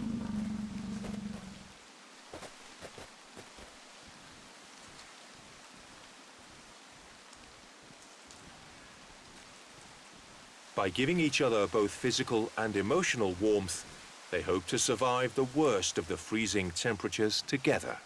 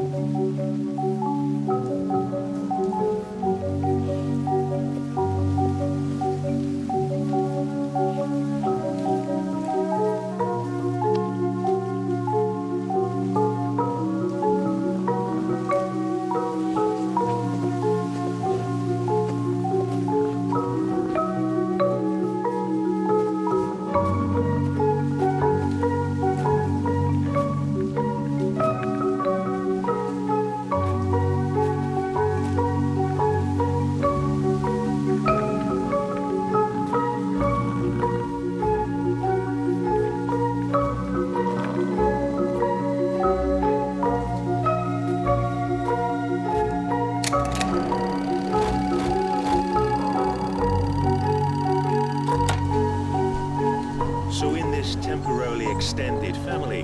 They endure the coldest months of the year looking for the roots and grasses hidden under the snow.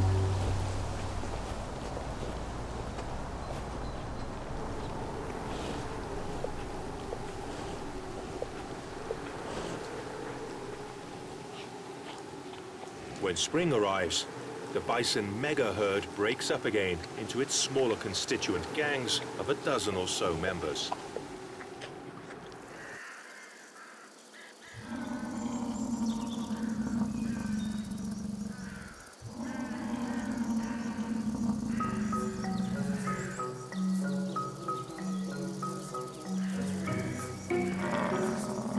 And now that food is plentiful again, it's time to celebrate and enjoy each other's company.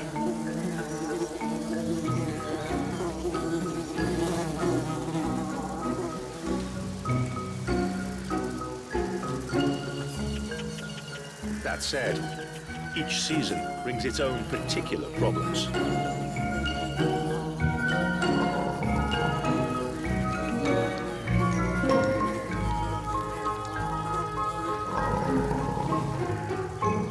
It's hard to tell which is worse, the freezing cold of winter or the bothersome flies that arrive with the spring.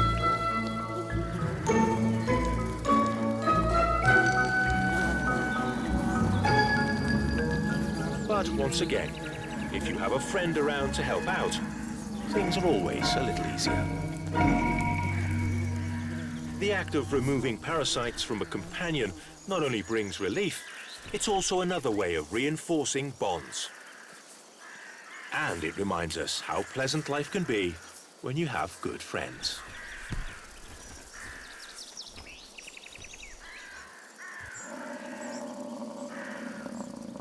Friendship, camaraderie, companionship. These words express the empathy and loyalty we feel towards members of our own and even other species. From growing up to finding a mate, from hunting to defending yourself, cooperation between individuals and the ability to work as a team and take care of each other so often means everyone survives longer and lives better. Perhaps if humans were a little more like our animal cousins, we might be more aware of our own weaknesses and strengths. There's so much we could learn from wild family ties.